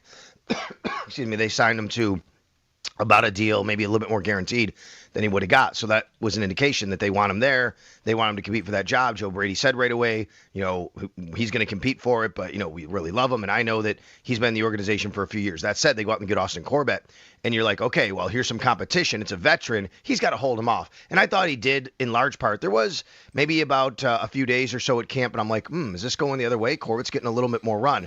And but then once we got to last week and we really saw Alec Anderson out there a little bit more with the ones, getting more of the starters time. And then at practice, it was really trending that way. And the Bills apparently have made their decision, according to Elena, that is going to be Alec Anderson. Now, I wonder what this means for Austin Corbett. This does not guarantee him a spot on the roster. Now, we could say, oh, no, he's going to be on. That's fine. I mean, I'm not saying he's not going to make it. What I'm saying is, though, the Bills have some interesting decisions to make on their offensive line, and they have some younger guys, too. They may decide if Austin Corbett doesn't win the job, then, he's a veteran. Give him a chance to go somewhere else because we have young guys we like that we can just put out there that are a little cheaper anyway. You're talking about Chase Lunt. You're talking about Nick Broker. I think Amaj Reed Adams has played really well, I think, for them. He's a rookie. He's a 7th-round pick. So I don't know what this means long-term for Austin Corbett. We'll find out on Sunday.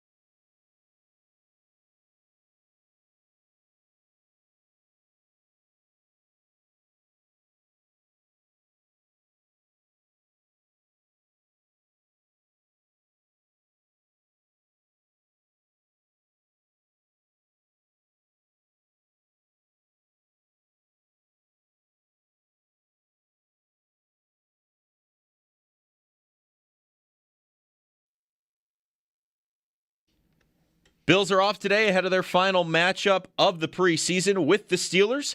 Bills head coach Joe Brady spoke with the media yesterday. Josh will not be playing Thursday. Okay.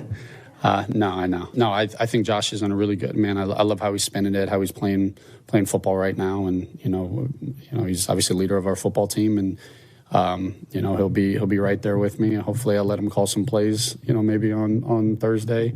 He wants it all the time, but Josh is in a really good place. In case you missed any of it, you'll be able to find it on demand at WGR550.com, along with all the other player sound. ESPN's Elena Getzenberg reported yesterday that the Bills have selected Alec Anderson to be the starting left guard. Around the NFL, Jaguars head coach Liam Cohen said he thinks Brian Thomas is all right after an injury scare in yesterday's practice. Free agent running back Kareem Hunt visited with the Lions yesterday, and Jamar Chase left Tuesday's practice after stumbling on a landing, but didn't receive any further treatment. Chris Olave left yesterday's practice as well early after a hard landing on a deep ball, and Colts head coach Shane Steichen said Alec Pierce, dealing with an ankle injury, is expected to return to practice this week. That's your Paddock Chevrolet Sports Update. Paddock Chevrolet with you for the extra mile since 1935. I'm Joe Cali for Western New York's Voice of the Fan, WGR.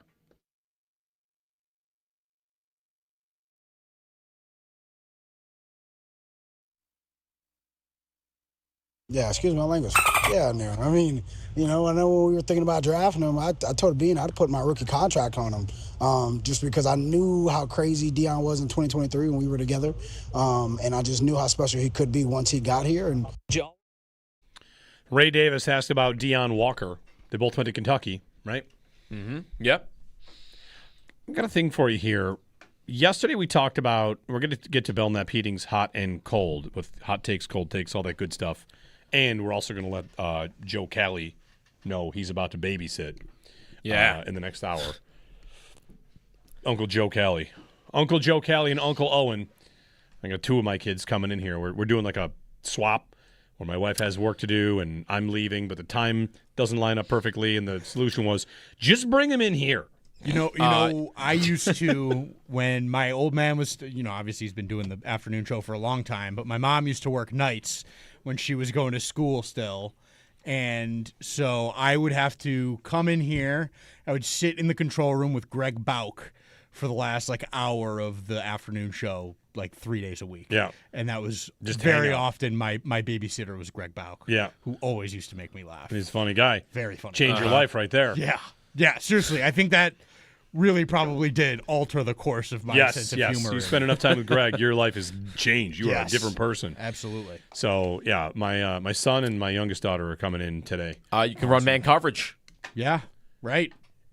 While we're on that, people say if you have 3 kids and there's 2, I've said this before, I'll say it again because, it's not man coverage and zone coverage. Uh-huh. It's a penalty kill. Mm-hmm. In zone coverage, you have the same number of people. So society had started saying, oh, wow, you have 3 kids, you're going from man to zone. No. Now we're on the penalty kill. Right. There are 3 of them and 2 of us. They are on the power play. You cannot cover them all. You just got to block shots. You got to do whatever you can. Throw your body in front of it. It is a 3-on-2 advantage. But anyway, today only 2 of them are coming in. So my son Knox is coming in and our daughter Rory is coming in. And they're going to sit in there. And I feel like the 5-year-old will sit still and the 2-year-old, we'll find out. Anything could happen. She's chatty. That's all right. You can chat her up. Yeah. Anyway. Give her a mic. Yes. I mean, let him do an update. There's available microphones. I got a nice high chair that can, a toddler can sit on this and be just about the same level. Yeah. We'll share a mic in here. Bring him in. Bring him in. What was he going to say? Oh, so anyway, on the Joe Brady and the first-year coach thing. Yeah. Joe at Buffalo Wins, who has a Substack. He's on Twitter at Buffalo Wins. He did a thing, first-time coaches and what they do with their team. And he split it between non-playoff teams and playoff teams. Mm-hmm. Because not all first-time NFL coaches get the same canvas to work with. Right. So first-time NFL head coaches, we'll do non-playoff teams first. Of 102 that have been hired, 37% make the playoffs in their first year. That's not a bad number, right? Right. And none have won the Super Bowl. 6 have reached the conference championship. There have been 18 division winners among first-year head coaches. That's first ever job, no prior interim stint. Team missed the playoffs the last 25 years. First-time NFL coaches make it with non-playoff teams 37% of the time. Okay. Now, first-time NFL head coaches inheriting a playoff team since the merger. This is Joe Brady. This is Mike Vrabel with the Titans, inherited a playoff team. Okay. Jim Caldwell, Jim Zorn, Mike Callahan, Dave Campo, Mike Martz, Steve Mariucci, Barry Switzer. Anyway, on and on and on. 17 first-time head coaches inherited a playoff team. Okay. So first off, look at the numbers there. It's not a lot. 102 non-playoff teams. Yeah. 17 playoff teams.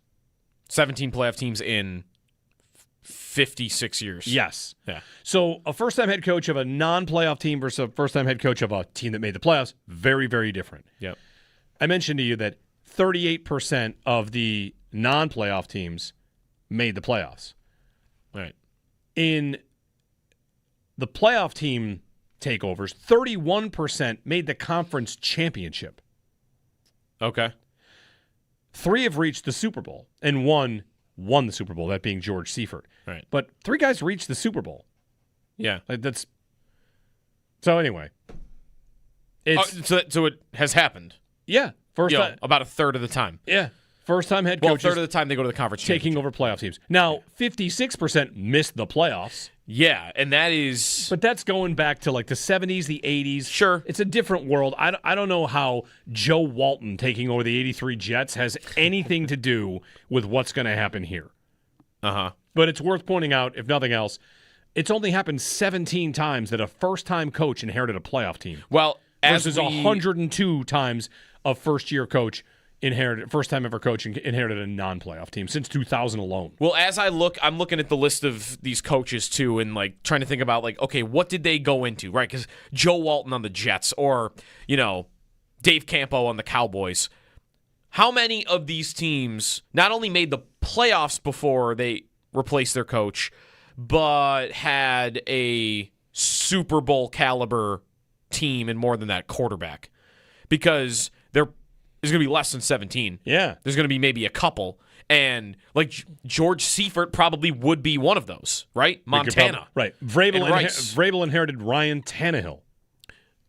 What are you expecting? Right. But a playoff team. But Seifert is the Super Bowl example. Right. And he's the guy who came in with a Hall of Fame quarterback. Right.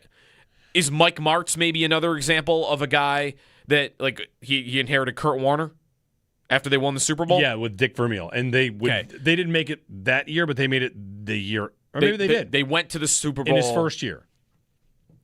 Yeah, okay, that's right. They lost in New England. And they were double-digit favorites. Right. And lost. Hall of Fame quarterback. Jim Caldwell. Manning.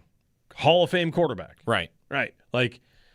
Right, those are the specific examples that I would want to even further look at, and those are the guys that are going the furthest here. Those are the guys that are going to at least the conference championship, or going to the Super Bowl, or in Seifert's case, winning the Super Bowl. And in the case of Bill Callahan, he doesn't inherit a Hall of Famer. He inherits the NFL MVP, I think. Rich Gannon.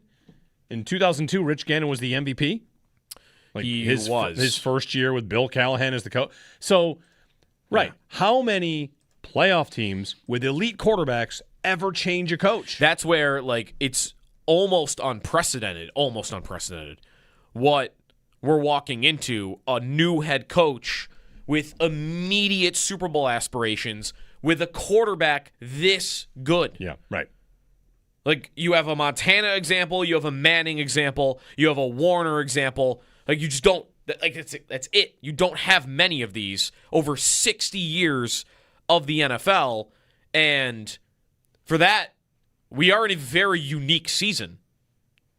For feelings on that, what you're expecting, what's fair to expect.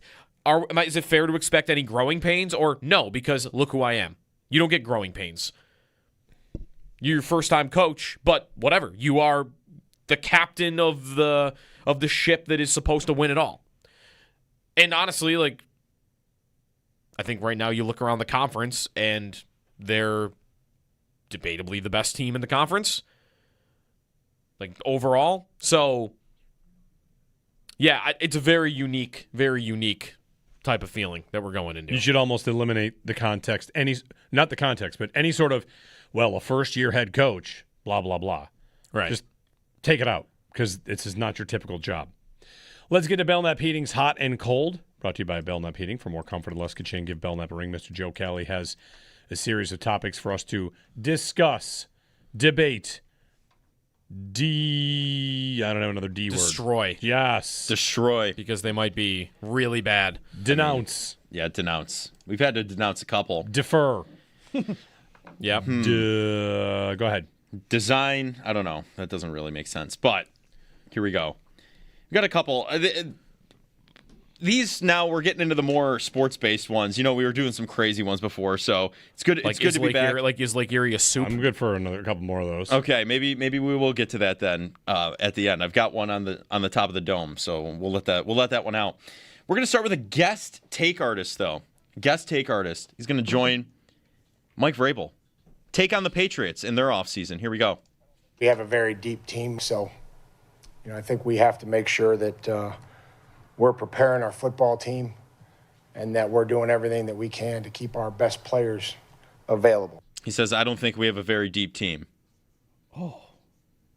That's something to admit as a coach. Hot or cold? Do they have a very deep team, do we think, the Patriots? Keyshawn Boutte traded away. So I'm wrapping I have no idea.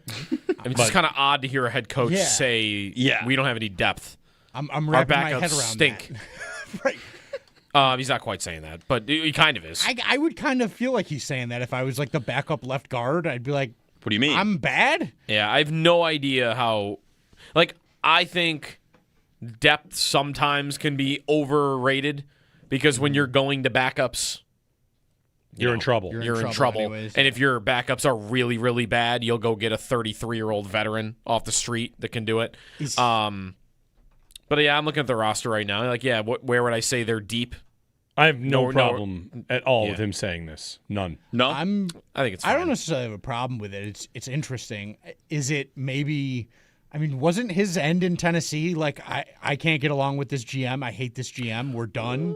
And now he's immediately going with we don't have any depth. What's up, GM? I could see that as a shot at the GM a little bit. That's the only thing I could maybe wrap it to being a bad thing is if he's already at, hey, what the hell? Get me more guys. And that sounds toxic to me. And it sounds like that's how it ended for him in Tennessee. Could be a little bit. Or how does Elliott Wolf hear that? Right. What do you mean we have no depth? We had this conversation about Sean McDermott said they weren't didn't even say they weren't a Super Bowl roster. That is strong. That's different though to me. Depth versus are you a Super Bowl roster? Depth is depth. You can overcome that. Super Bowl roster is if you don't say yes to that, it's I can't win the Super Bowl because you don't give me any good players. Mm-hmm. The guys that are on the field aren't good enough. Do we know if Vrabel was asked specifically, do you think you're a deep team, or did he? He's talking about playing in the preseason. He's talking about the starters playing in the preseason. Right. Okay, so he was not directly asked. Right. Yeah. How do you feel? And so he just brought it up. That might be that's weird. I think maybe. Yeah. Maybe a little. I'm gonna go with that's a little weird. Okay. I'll go lukewarm. Okay. Sounds good. I'll go nothing. Neutral. Okay. Nothing for it. Room temp. Yes. All right. Up next, the NFL should absorb the UFL, keep it as an official AAA-esque farm league, and they already pluck from it, so you can keep guys from going back to college by doing this potentially. I had not seen this. I had seen somebody suggest though that as we continue to why don't we do this thing that soccer does, but here in the United States. That Liverpool U18s are playing against Arsenal U18s today. We should have that. Give me the Bills U20 team against the Patriots U20 team. I'll watch that. You would just replace college football. Yeah, that's all you'd be doing at that point. Isn't that all you're doing? Yeah.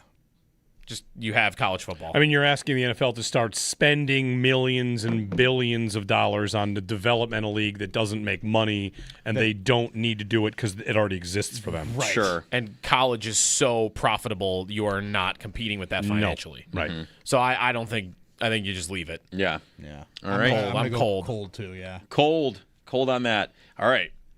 The AFC Conference will be like the NHL's Atlantic Division last season. A dogfight. Can't really see one team on top with like 13, 14 wins, I guess. Hot or cold? I mean, So basically, does somebody like run away with it? Run away Cincinnati with it? is favored in 15 of 17 games. Mm-hmm. That's all. Their schedule is beautiful for them. It is cake. Yeah, but I don't know. If I were to give you just Cincinnati's free wins, the free wins they should get. Yeah. It doesn't start easy for them, but we'll get to week 5. Dolphins and the Ravens, but then Titans, Falcons, they play the Steelers twice. Browns mixed in, free wins. Carolina, Indianapolis, Browns again. Like they probably have 7 free wins. Mm-hmm. Go 500 the rest of your games like you're on to 12. They also have a quarterback who's missed 16 games in 3 seasons, though. That's my only problem with them. Right. That's what I keep. I just I worry about their ability to just stay with it and be consistent enough. If he stays healthy, I think they are in the playoffs. Yeah. I think that division is the same for both of the top 2 teams. If your quarterback stays healthy, you're going to be great. Mm-hmm. And if your quarterback doesn't stay healthy, then you're going to be and those are the 2 teams I would isolate because you are the 2 teams that can't keep your guys healthy. Right. Jackson is always on the injury report, or he's missing games, playing through whatever. Burrow's missing half a season every 3rd year. Like that's Cincinnati and Baltimore are the same to me. Is your quarterback healthy? Because you have a lot of years here where those 2 guys are not. Mm-hmm. Yeah, I'm with you. I think I agree with this. Me and Brad did a little bit of this yesterday too, where it feels to me like the AFC has gone from a few years ago when it was just every year it felt like Kansas City, Baltimore, Buffalo every single year with a sprinkle of Cincinnati or somebody else as a 4th character. Where now it does not feel so. I would not say confidently the way I would then that one of those 3 teams is going to win this conference. I felt like before I could just write it in stone. One of those 3 teams is coming out. I don't feel that way anymore. Mm-hmm. So in that way, I definitely agree with this. Okay. All right. Up next, before the crazy food one at the end, this is second to last. Shakir, not the best receiver on the Bills, but most important receiver for the Bills. Hot or cold? Cold. No way. DJ Moore. DJ Moore. Yeah, no way. Yeah, DJ Moore. I mean, if they start to use him in a different way, sure. Yeah. But yeah, he can have more use, but no. Yeah, no way. All right. Ice cold. Ice cold on that one. Yeah. Right. Yeah. All right. Finally, a Pop-Tart. Oh, boy. Just ravioli. Just dry ravioli. No. No? It's Is a Pop-Tart a dry ravioli? I'm going to go with no because it's not boiled. It's also not pasta. I think it has to be pasta. Does it really? Yeah. I agree with that too. Okay. I mean, the interior can be whatever you want, but it's got to be pasta. If you try to make the case that a Pop-Tart is a ravioli, you're then saying that calzones are also ravioli. Mm-hmm. Right? You're saying that Hot Pockets are ravioli. I would sooner say a Pop-Tart is a calzone before I would say it's a ravioli. I think you're saying that gnocchi is ravioli. If anything where the food surrounds where the food surrounds another food. Tortellini you're going for. No, I'm going with whatever. No, gnocchi's just potato pasta. Is a gusher Right, a ravioli? but stuff inside the pasta. Technically, a gusher is. I've never had gnocchi with stuff in it. I never have either. I'm now jealous of you. Okay, maybe I'm wrong. Maybe I'm thinking of tortellini. You're right. Tortellini has the dumplings. They're dumplings. Gnocchi? Yeah. Right? Maybe they're a little potato-y on the Are you inside. thinking of mochi? Oh, boy, I have no idea. I think you're thinking of mochi. I withdraw everything that I ever said. I think you're thinking of mochi because that's the one with This stuff is how bad of a take it is. We need more takes here. We need more things to discuss here. All right. Gnocchi. What? Chat, what do you got? Anybody been to Dollywood? Dolly Parton died, age 80. I have not. I feel like in the last 24 hours, I did not know enough and appreciate Dolly Parton enough. No, about 9 to 5 would be it for me. Although we do, because me, it's like the country career, obviously, and then it's like we're signed up, I think, but we haven't got our first book yet, but she's got a reading club that's like free. They just send send books to kids. They send books to kids. Oh, that's awesome. Yeah, But she's an icon. I learned today she was the fourth of 12 kids. Whoa. Really? Wow. 12. That's impressive. Yeah. Back to our penalty kill and zone coverage. What do you say when you got 12 kids? You're driving a bus. Yeah, at that Right, point. what's your car? Yeah. It would have to be one of those 12-person passenger vans. Right. Be all you could do. Yeah. The ages might be spread out enough that I went to the website for Dollywood just to like look at the theme park. Yeah. Looks pretty good. Looks nice. Yeah. A lot of rides.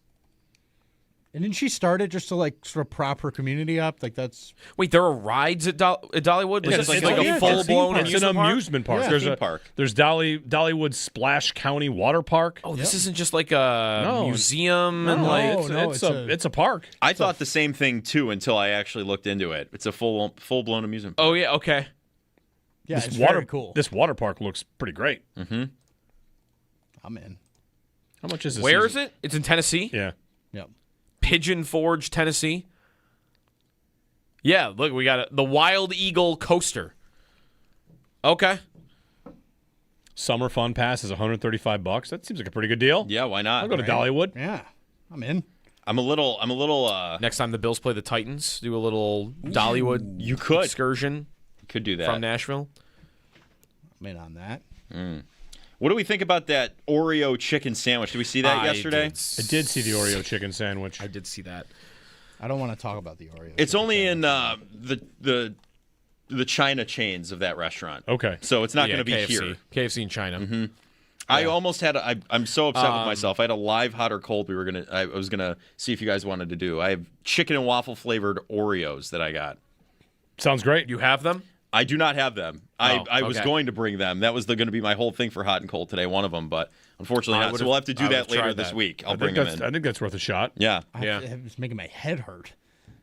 It's a maple syrup cream, and then it's like a saltier chickeny cookie. Sweet and savory. Mm-hmm. What's not to like? I'll bring them in this week. We'll try them. Chicken cookie. Yeah, it doesn't sound bad. Really? Because it's going to be more maple. It's going to be more maple. Have you had chicken and waffles? I have once. It's and it great, was right? good. I It was understand actually that. So now, Yes. imagine they just encapsulated that into one disc. I know, but the it's gonna taste like a dog treat. No, it's not. The cookie. Well, Jeremy would like that certainly anyway. will. Yeah, I'll try a dog treat. Got nothing He's against eating a dog treat. I've tried them. Actually, no, those maple and sweet You potato ate them. cookies. Yeah, I would eat those cookies regularly. Right, they are regularly that ate dog treats. Schmader Schmoes, sweet potato and maple dog treats. Consumable. I'll put it next to the chicken and waffle cookie, and you won't know Taste which test. is. You might prefer that over the chicken and You waffle might. cookie. You might. It's very good. Oh, no, you won't. It's very There's good. got to be a texture problem or something. I got to go buy those so you can finally taste it and admit you're wrong. Oh boy, That's the plan. do I a gotta go. segment I gotta go tomorrow. get those dog treats. Sounds good. That'll be next week's live. One Oreo chicken and one dog treat. Yes. That does it for hot and cold, though. On my end. Brought to you by Belknap Heating and Cooling. For more comfort and less ka-ching, give Belknap a ring. Dolly Parton, age 80. I can say as a child of 19, I was born in 1979. Mm-hmm. You know, Dolly Parton's been around forever. Dolly Parton was a figure in lore, if I want to use that term. And let's just say, everybody, she was the one, of course. I mean, whatever. She's a country star, and I didn't know that. But when I was 12, I knew about Dolly Parton because everybody talked about whatever. All the jokes were about her. She always showcased herself in a way, and she was like the person that you knew on television that had a large bosom. I'll use bosom. How's that? Okay. Like she was the person for that. It was like her part of her iconography. So that's my knowledge of her when I was young. And then, she sings. There were jokes when you're 10 years old that were, probably inappropriate, but a legend. Obviously, so much more than that. An incredible figure. She did the halftime show for Thanksgiving last year, and I could not believe how good she was at 80 years old. Yeah. It was for the Cowboys Thanksgiving game. An last iconic year. voice. You immediately know right away. Yeah. Close your eyes and someone starts singing, oh, that's Dolly Parton for sure. So she was great. I also thought she was older, not because she looked older, but she's just been famous since she was Forever. a teenager. So, yeah. It's crazy, the longevity. Yeah. I'm trying to think, she was in some movies. She's in Steel Magnolias, I think. Okay. Which was a movie from, the 80s. The 80s. And what else is she in? Cameos probably all over the place, right? Yeah, I think I'm looking now. It's a lot of 9 to 5, of course, but tons of cameos. Yeah, there's a couple Christmas movies that a few Christmas movies. More than a few even. Yeah, I'm scrolling through her entire Mountain Magic Christmas, A Country Christmas Story, A Smoky Mountain Christmas, Christmas on the Square, Christmas of Many Colors, Romeo and Juliet. Okay. That one might not be a Christmas movie, actually. Actress, here we go. Interesting. A lot of Christmas movies. Yeah. A lot of movies that have Dolly Parton in the name. Yeah. Featuring Dolly Parton, whether they're television or made for television. Here's an animated series that she did. Mm-hmm. So, tons and tons. There's Romeo and Juliet. Yeah. Romeo and Juliet. There it is. Yeah. She was on the TV show Reba. Okay. She was on The Simpsons. Everybody's on The Simpsons. Everybody seems to be on The Simpsons. Yeah. Beverly Hillbillies. Uh-huh. Yeah. Anyway. Yeah, legend. And there's Steel Magnolias, 1989. See the letter that Eminem tweeted out? I did see that, yeah. I saw a couple more people responding with that. I don't know how often she did that or how many of them were actually her, but how many people got letters from her? I think just like that. Just be careful not to fall to AI person pretended they also got a letter because I know. That's why I did see someone do that. I got a letter from Dolly too. Oh, really? Okay, maybe that's what I saw. Well, Eminem got a real letter. Yes, that one seemed real. Yep. All right, we're gonna break in 803-0550 on WGR.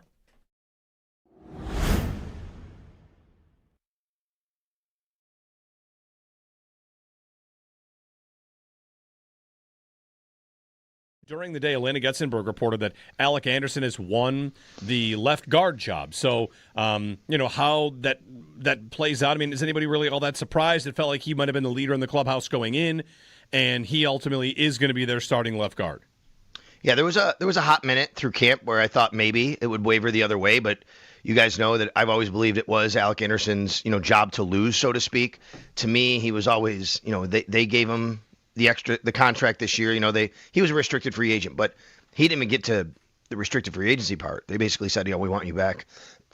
Excuse me. They signed him to about a deal, maybe a little bit more guaranteed than he would have got. So that was an indication that they want him there. They want him to compete for that job. Joe Brady said right away, he's going to compete for it, but, we really love him. And I know that he's been in the organization for a few years. That said, they go out and get Austin Corbett. And you're like, okay, well, here's some competition. It's a veteran. He's got to hold him off. And I thought he did in large part. There was maybe about a few days or so at camp, and I'm like, is this going the other way? Corbett's getting a little bit more run.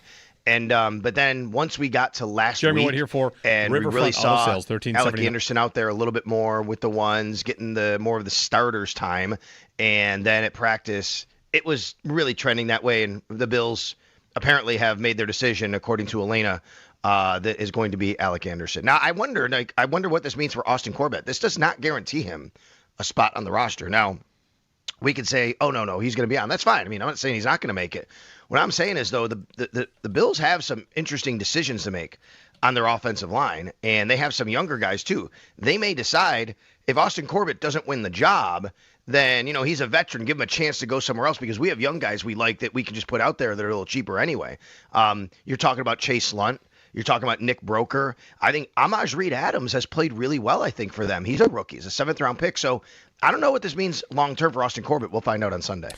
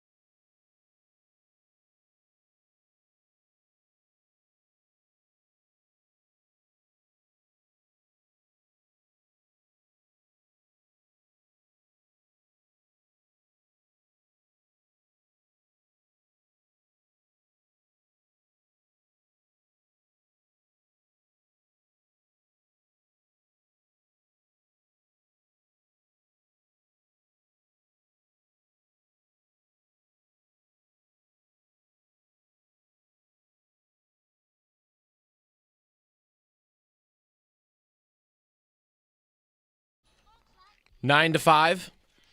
A legendary Paul Hamilton Open on the station, by the way. It's Jeremy and Joe. Just saw, this was from yesterday.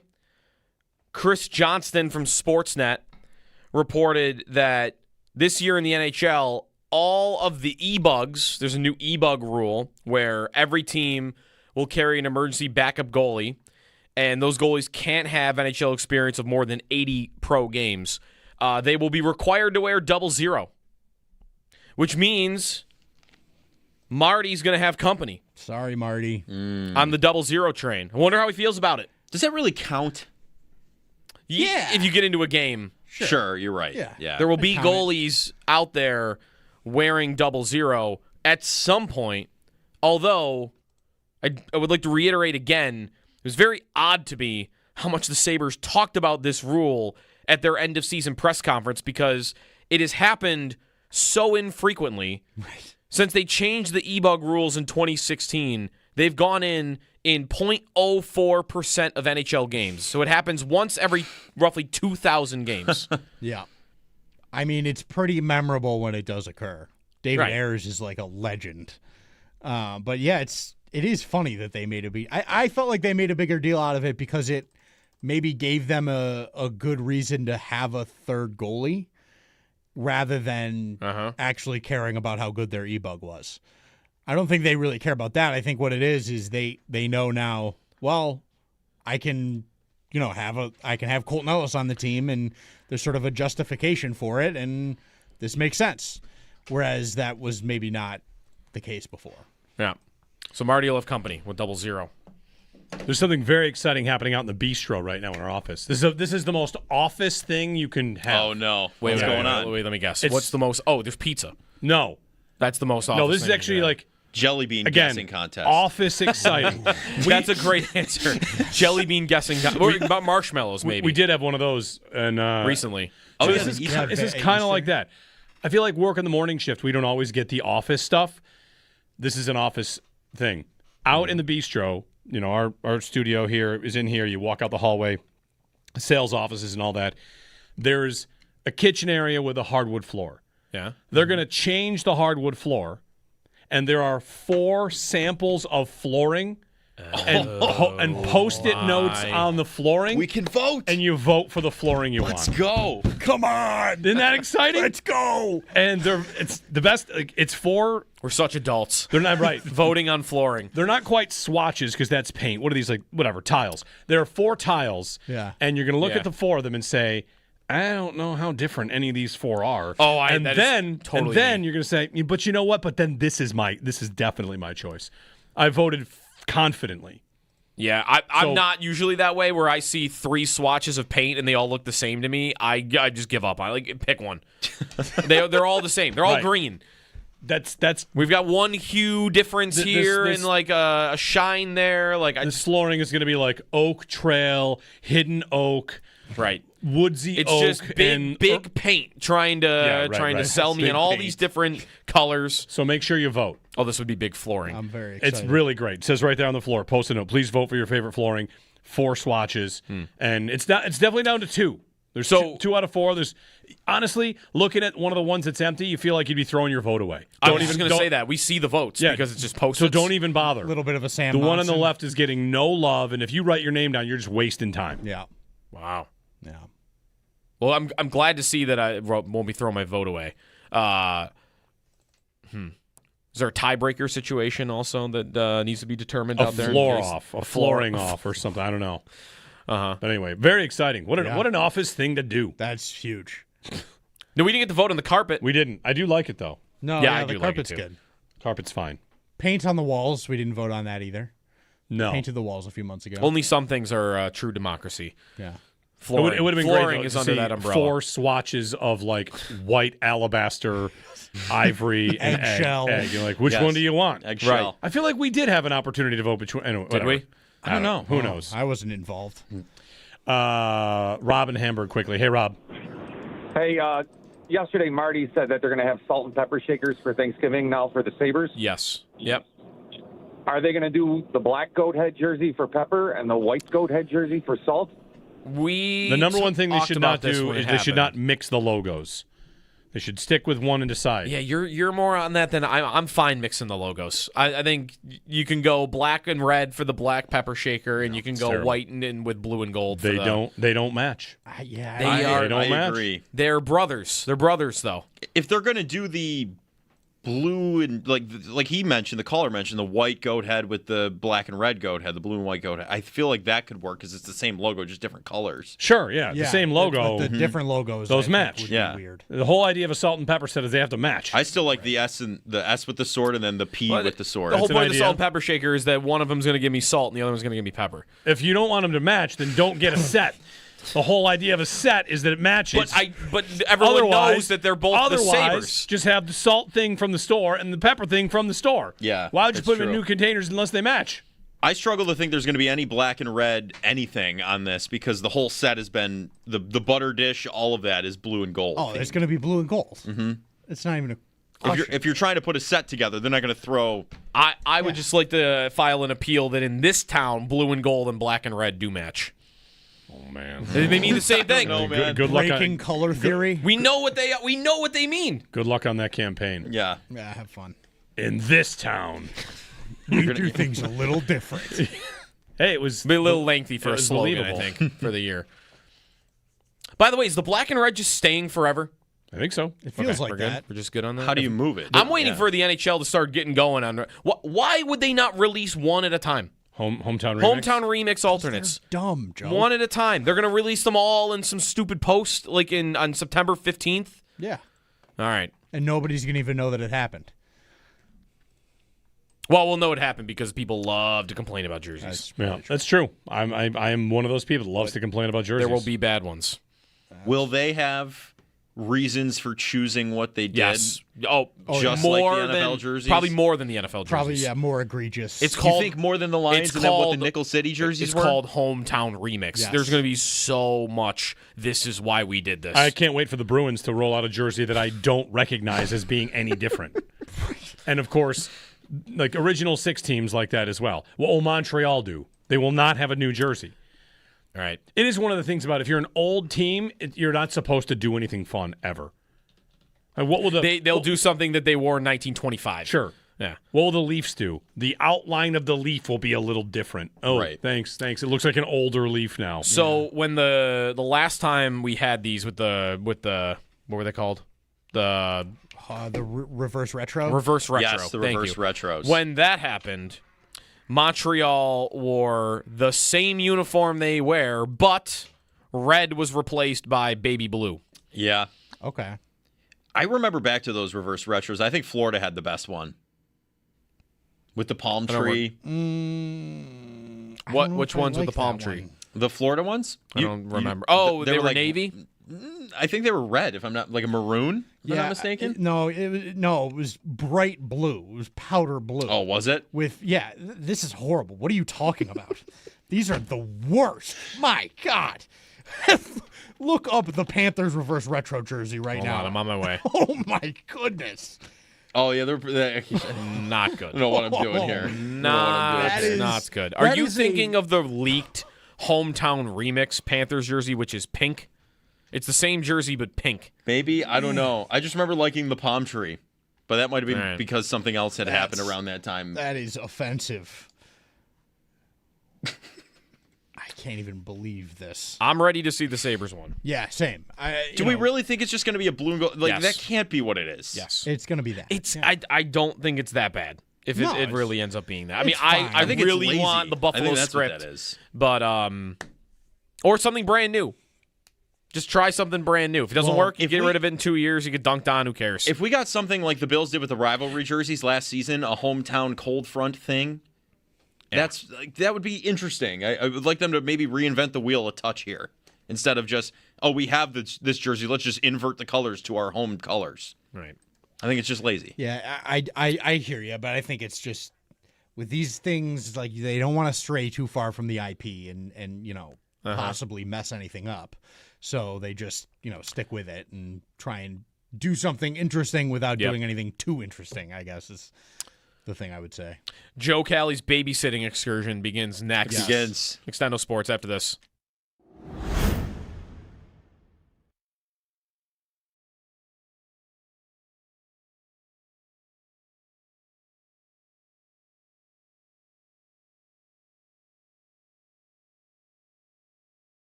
How about Skylar Bell coming back to practice, Sal? And like, if he's playing Thursday, first action, I've wondered about like whether he'll get a game day jersey. It's kind of been, an interruption his offseason the last couple of weeks because there was a lot of excitement about him, and obviously that faded away when he wasn't on the field. All right, let me ask you, Joe. If he doesn't get a game day jersey, are you rolling with 4? Because then you got to keep 6. You understand my point? Like the only way he doesn't get a game day jersey is if there's somebody to replace him. You're not only having 4 receivers, right? Well, I'm thinking you would have a 5th that's doing something special teams related. So a 6th. That could be a returner. Yeah, 6 on the 53, but 5 Correct. that would be active on game days, I guess is Right. what I'm thinking. Right. So that's the only way. And I know, and I understand. Like that's the challenge here, right? Which is, can you get yourself to a 6th receiver? Who is the 6th? It would have to be like a McCole Hardman, who, by the way, wasn't at practice yesterday. At this point, like I have McCole Hardman not on this team. I think this is Ray Davis's punt return job to lose. I think the organization would love if Ray Davis can show the capabilities of doing it so they don't have to use another roster spot, whether that's at receiver or anywhere else. Because that's tough to do. If Skylar Bell is on the roster but not dressing, who else is dressing? Now you could of course elevate somebody. You're right about that, but that would only be because of injury. I think Skylar Bell is on the roster. I think he's getting a game day jersey, and the only reason he wouldn't is if he's injured. And yesterday was another good day for him. He's had 2 days in a row now of practicing. Joe Brady did say he wants to see him play Thursday night. That's a player he wants to see him out there. Get through this week, show that he's healthy, show that they can use him. So the only way I think Skylar Bell is in any danger of not actually dressing for the game in Houston is if there's some sort of injury. I can't see anything other than that because I think it's challenging to get a 6th receiver on this team. And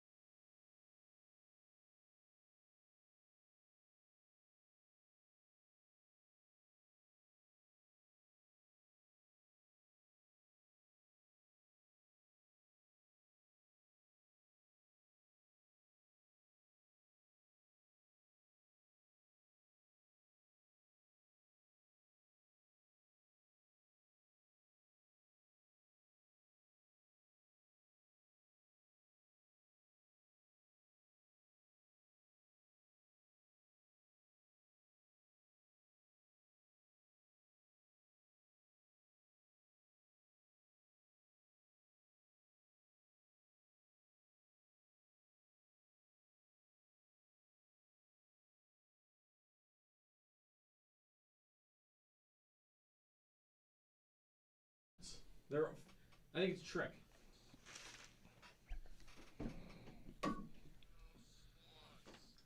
All right, back here on Extendo Sports. Joe went out and looked at the flooring. They're all the same. You know, some of us just have more refined palate, I guess. I think it's a trick. They want us to think they're all different to see if we vote for different things. They took the same 4-foot slab and cut it in 4 pieces. And we said, put Post-it notes. Pick one. That's kind of like the illusion that the thermostats in here work. You know? Oh, yeah, just dial up the temperature you want. Right. Anyway, I've got 2 of my kids in here sharing a donut. Nice. Sprinkle donut? Sprinkle donut. This is how to keep them quiet. Hey, here's a donut. Yeah, here's a donut. Anyway, what do we got going on tonight? There's nothing yet. Tomorrow there's football. There should be Premier League tonight, and there is not. We are 2 weeks away from the start of the NFL season, which is a Wednesday. That's good. Yes. I'm into that. I like the Wednesday night game. I've got a guillotine draft tonight. Okay. That's my night. Volleyball and guillotine. I need another draft. Anyway. Are you still running a guillotine league? 1. I think I'm down to 1. Maybe. Am I running the bullpen guillotine league? Am I running that? Who's running the bullpen guillotine? Nobody, apparently. It's chaos. I'm not sure. I think I am. The bullpen. But the good thing about guillotine is, as a commissioner, if you set it up for the auto cuts. Yeah. Because I was running guillotines by myself and trimming rosters, and you just have to run the draft, and then the league. You're not even really a commissioner anymore. Right. You don't have to do anything. Right. So that's nice. The thing I'm currently dealing with is the internal within the app payment system for entry fees. Yeah. That I thought that looks like that'll make it easier. I don't have to go chasing after. I know who paid and whatnot, and it's just now we're asking for pictures of licenses, and everyone's like, "Is this how it's supposed to work?" That's been a little annoying today. You guys are really hammering that donut, huh? It's gonna be gone in a minute. Hey, almost halfway through. Almost. No, more than that. Anyway, what else? Do I have anything on my notes that we didn't get to? Oh, I didn't get to the quick take. Here's a take for you, hot or cold. Here's a take. Stop trashing the Texans for wanting to wear the Oilers colors. Here's why. They should be allowed. Yes. Yeah, of course they should. They're the team that should be allowed. The Oilers had the colors in Houston because those colors mattered to Houston. Right. In fact, I saw in the new Houston rivalry uniforms, this is what the Texans say about how these jerseys got designed. The nameplate features a tiled font directly inspired by Houston's iconic blue and white street tiles. The Titans moved away and took the colors. The Texans can absolutely have them back. This is the reverse of the Carolina Hurricanes. Don't the new team wear the old colors. Uh-huh. But if the Steelers left Pittsburgh and then the team that the Steelers became used different versions of black and yellow, and the team went back to Pittsburgh and they said, we want black and yellow, I would say, good, fine. Yeah. Those are your city's colors. Right. So don't hate on the Texans for wanting to look like the Oilers. They had the Oilers. Yeah, their tweet announcing it was our city, our colors, our uniform. Yes. And it is theirs. I don't know if anybody's mad at them for that. Maybe I'm inventing that. Are people mad at them because they keep going to that baby blue, even though the Titans are still wearing it? I've seen people be mad at the Titans in the past for doing it. Well, I think the Texans' rival uniforms have another piece. The numbers are inspired by the Be Someone Bridge. It's a piece of Houston iconography and expression. The jersey's chrome-finished H-Town blue numbers feature the bridge's unmistakable stenciled block front. If you see the bridge, go ahead and search Be Someone Bridge. It's like a bridge over a highway where there's public art, and that's the font of the numbers, and it's great. I think the Texans got a 10 out of 10, 100 out of 100. I think I see now who is complaining about their uniforms, and it's Titans fans. You what? You want water. Here's some water. I mean, I would too if I had to. The donut. The donut has been completed. It's gone? What's that? It's gone? Donut's gone. Nice. All gone? Yeah, all gone. Okay, all gone. All right. We're back tomorrow. What's tomorrow? The Bills play the Steelers. The Bills, game day. Game day. Yeah, we've got pregame starting at 6. See you tomorrow.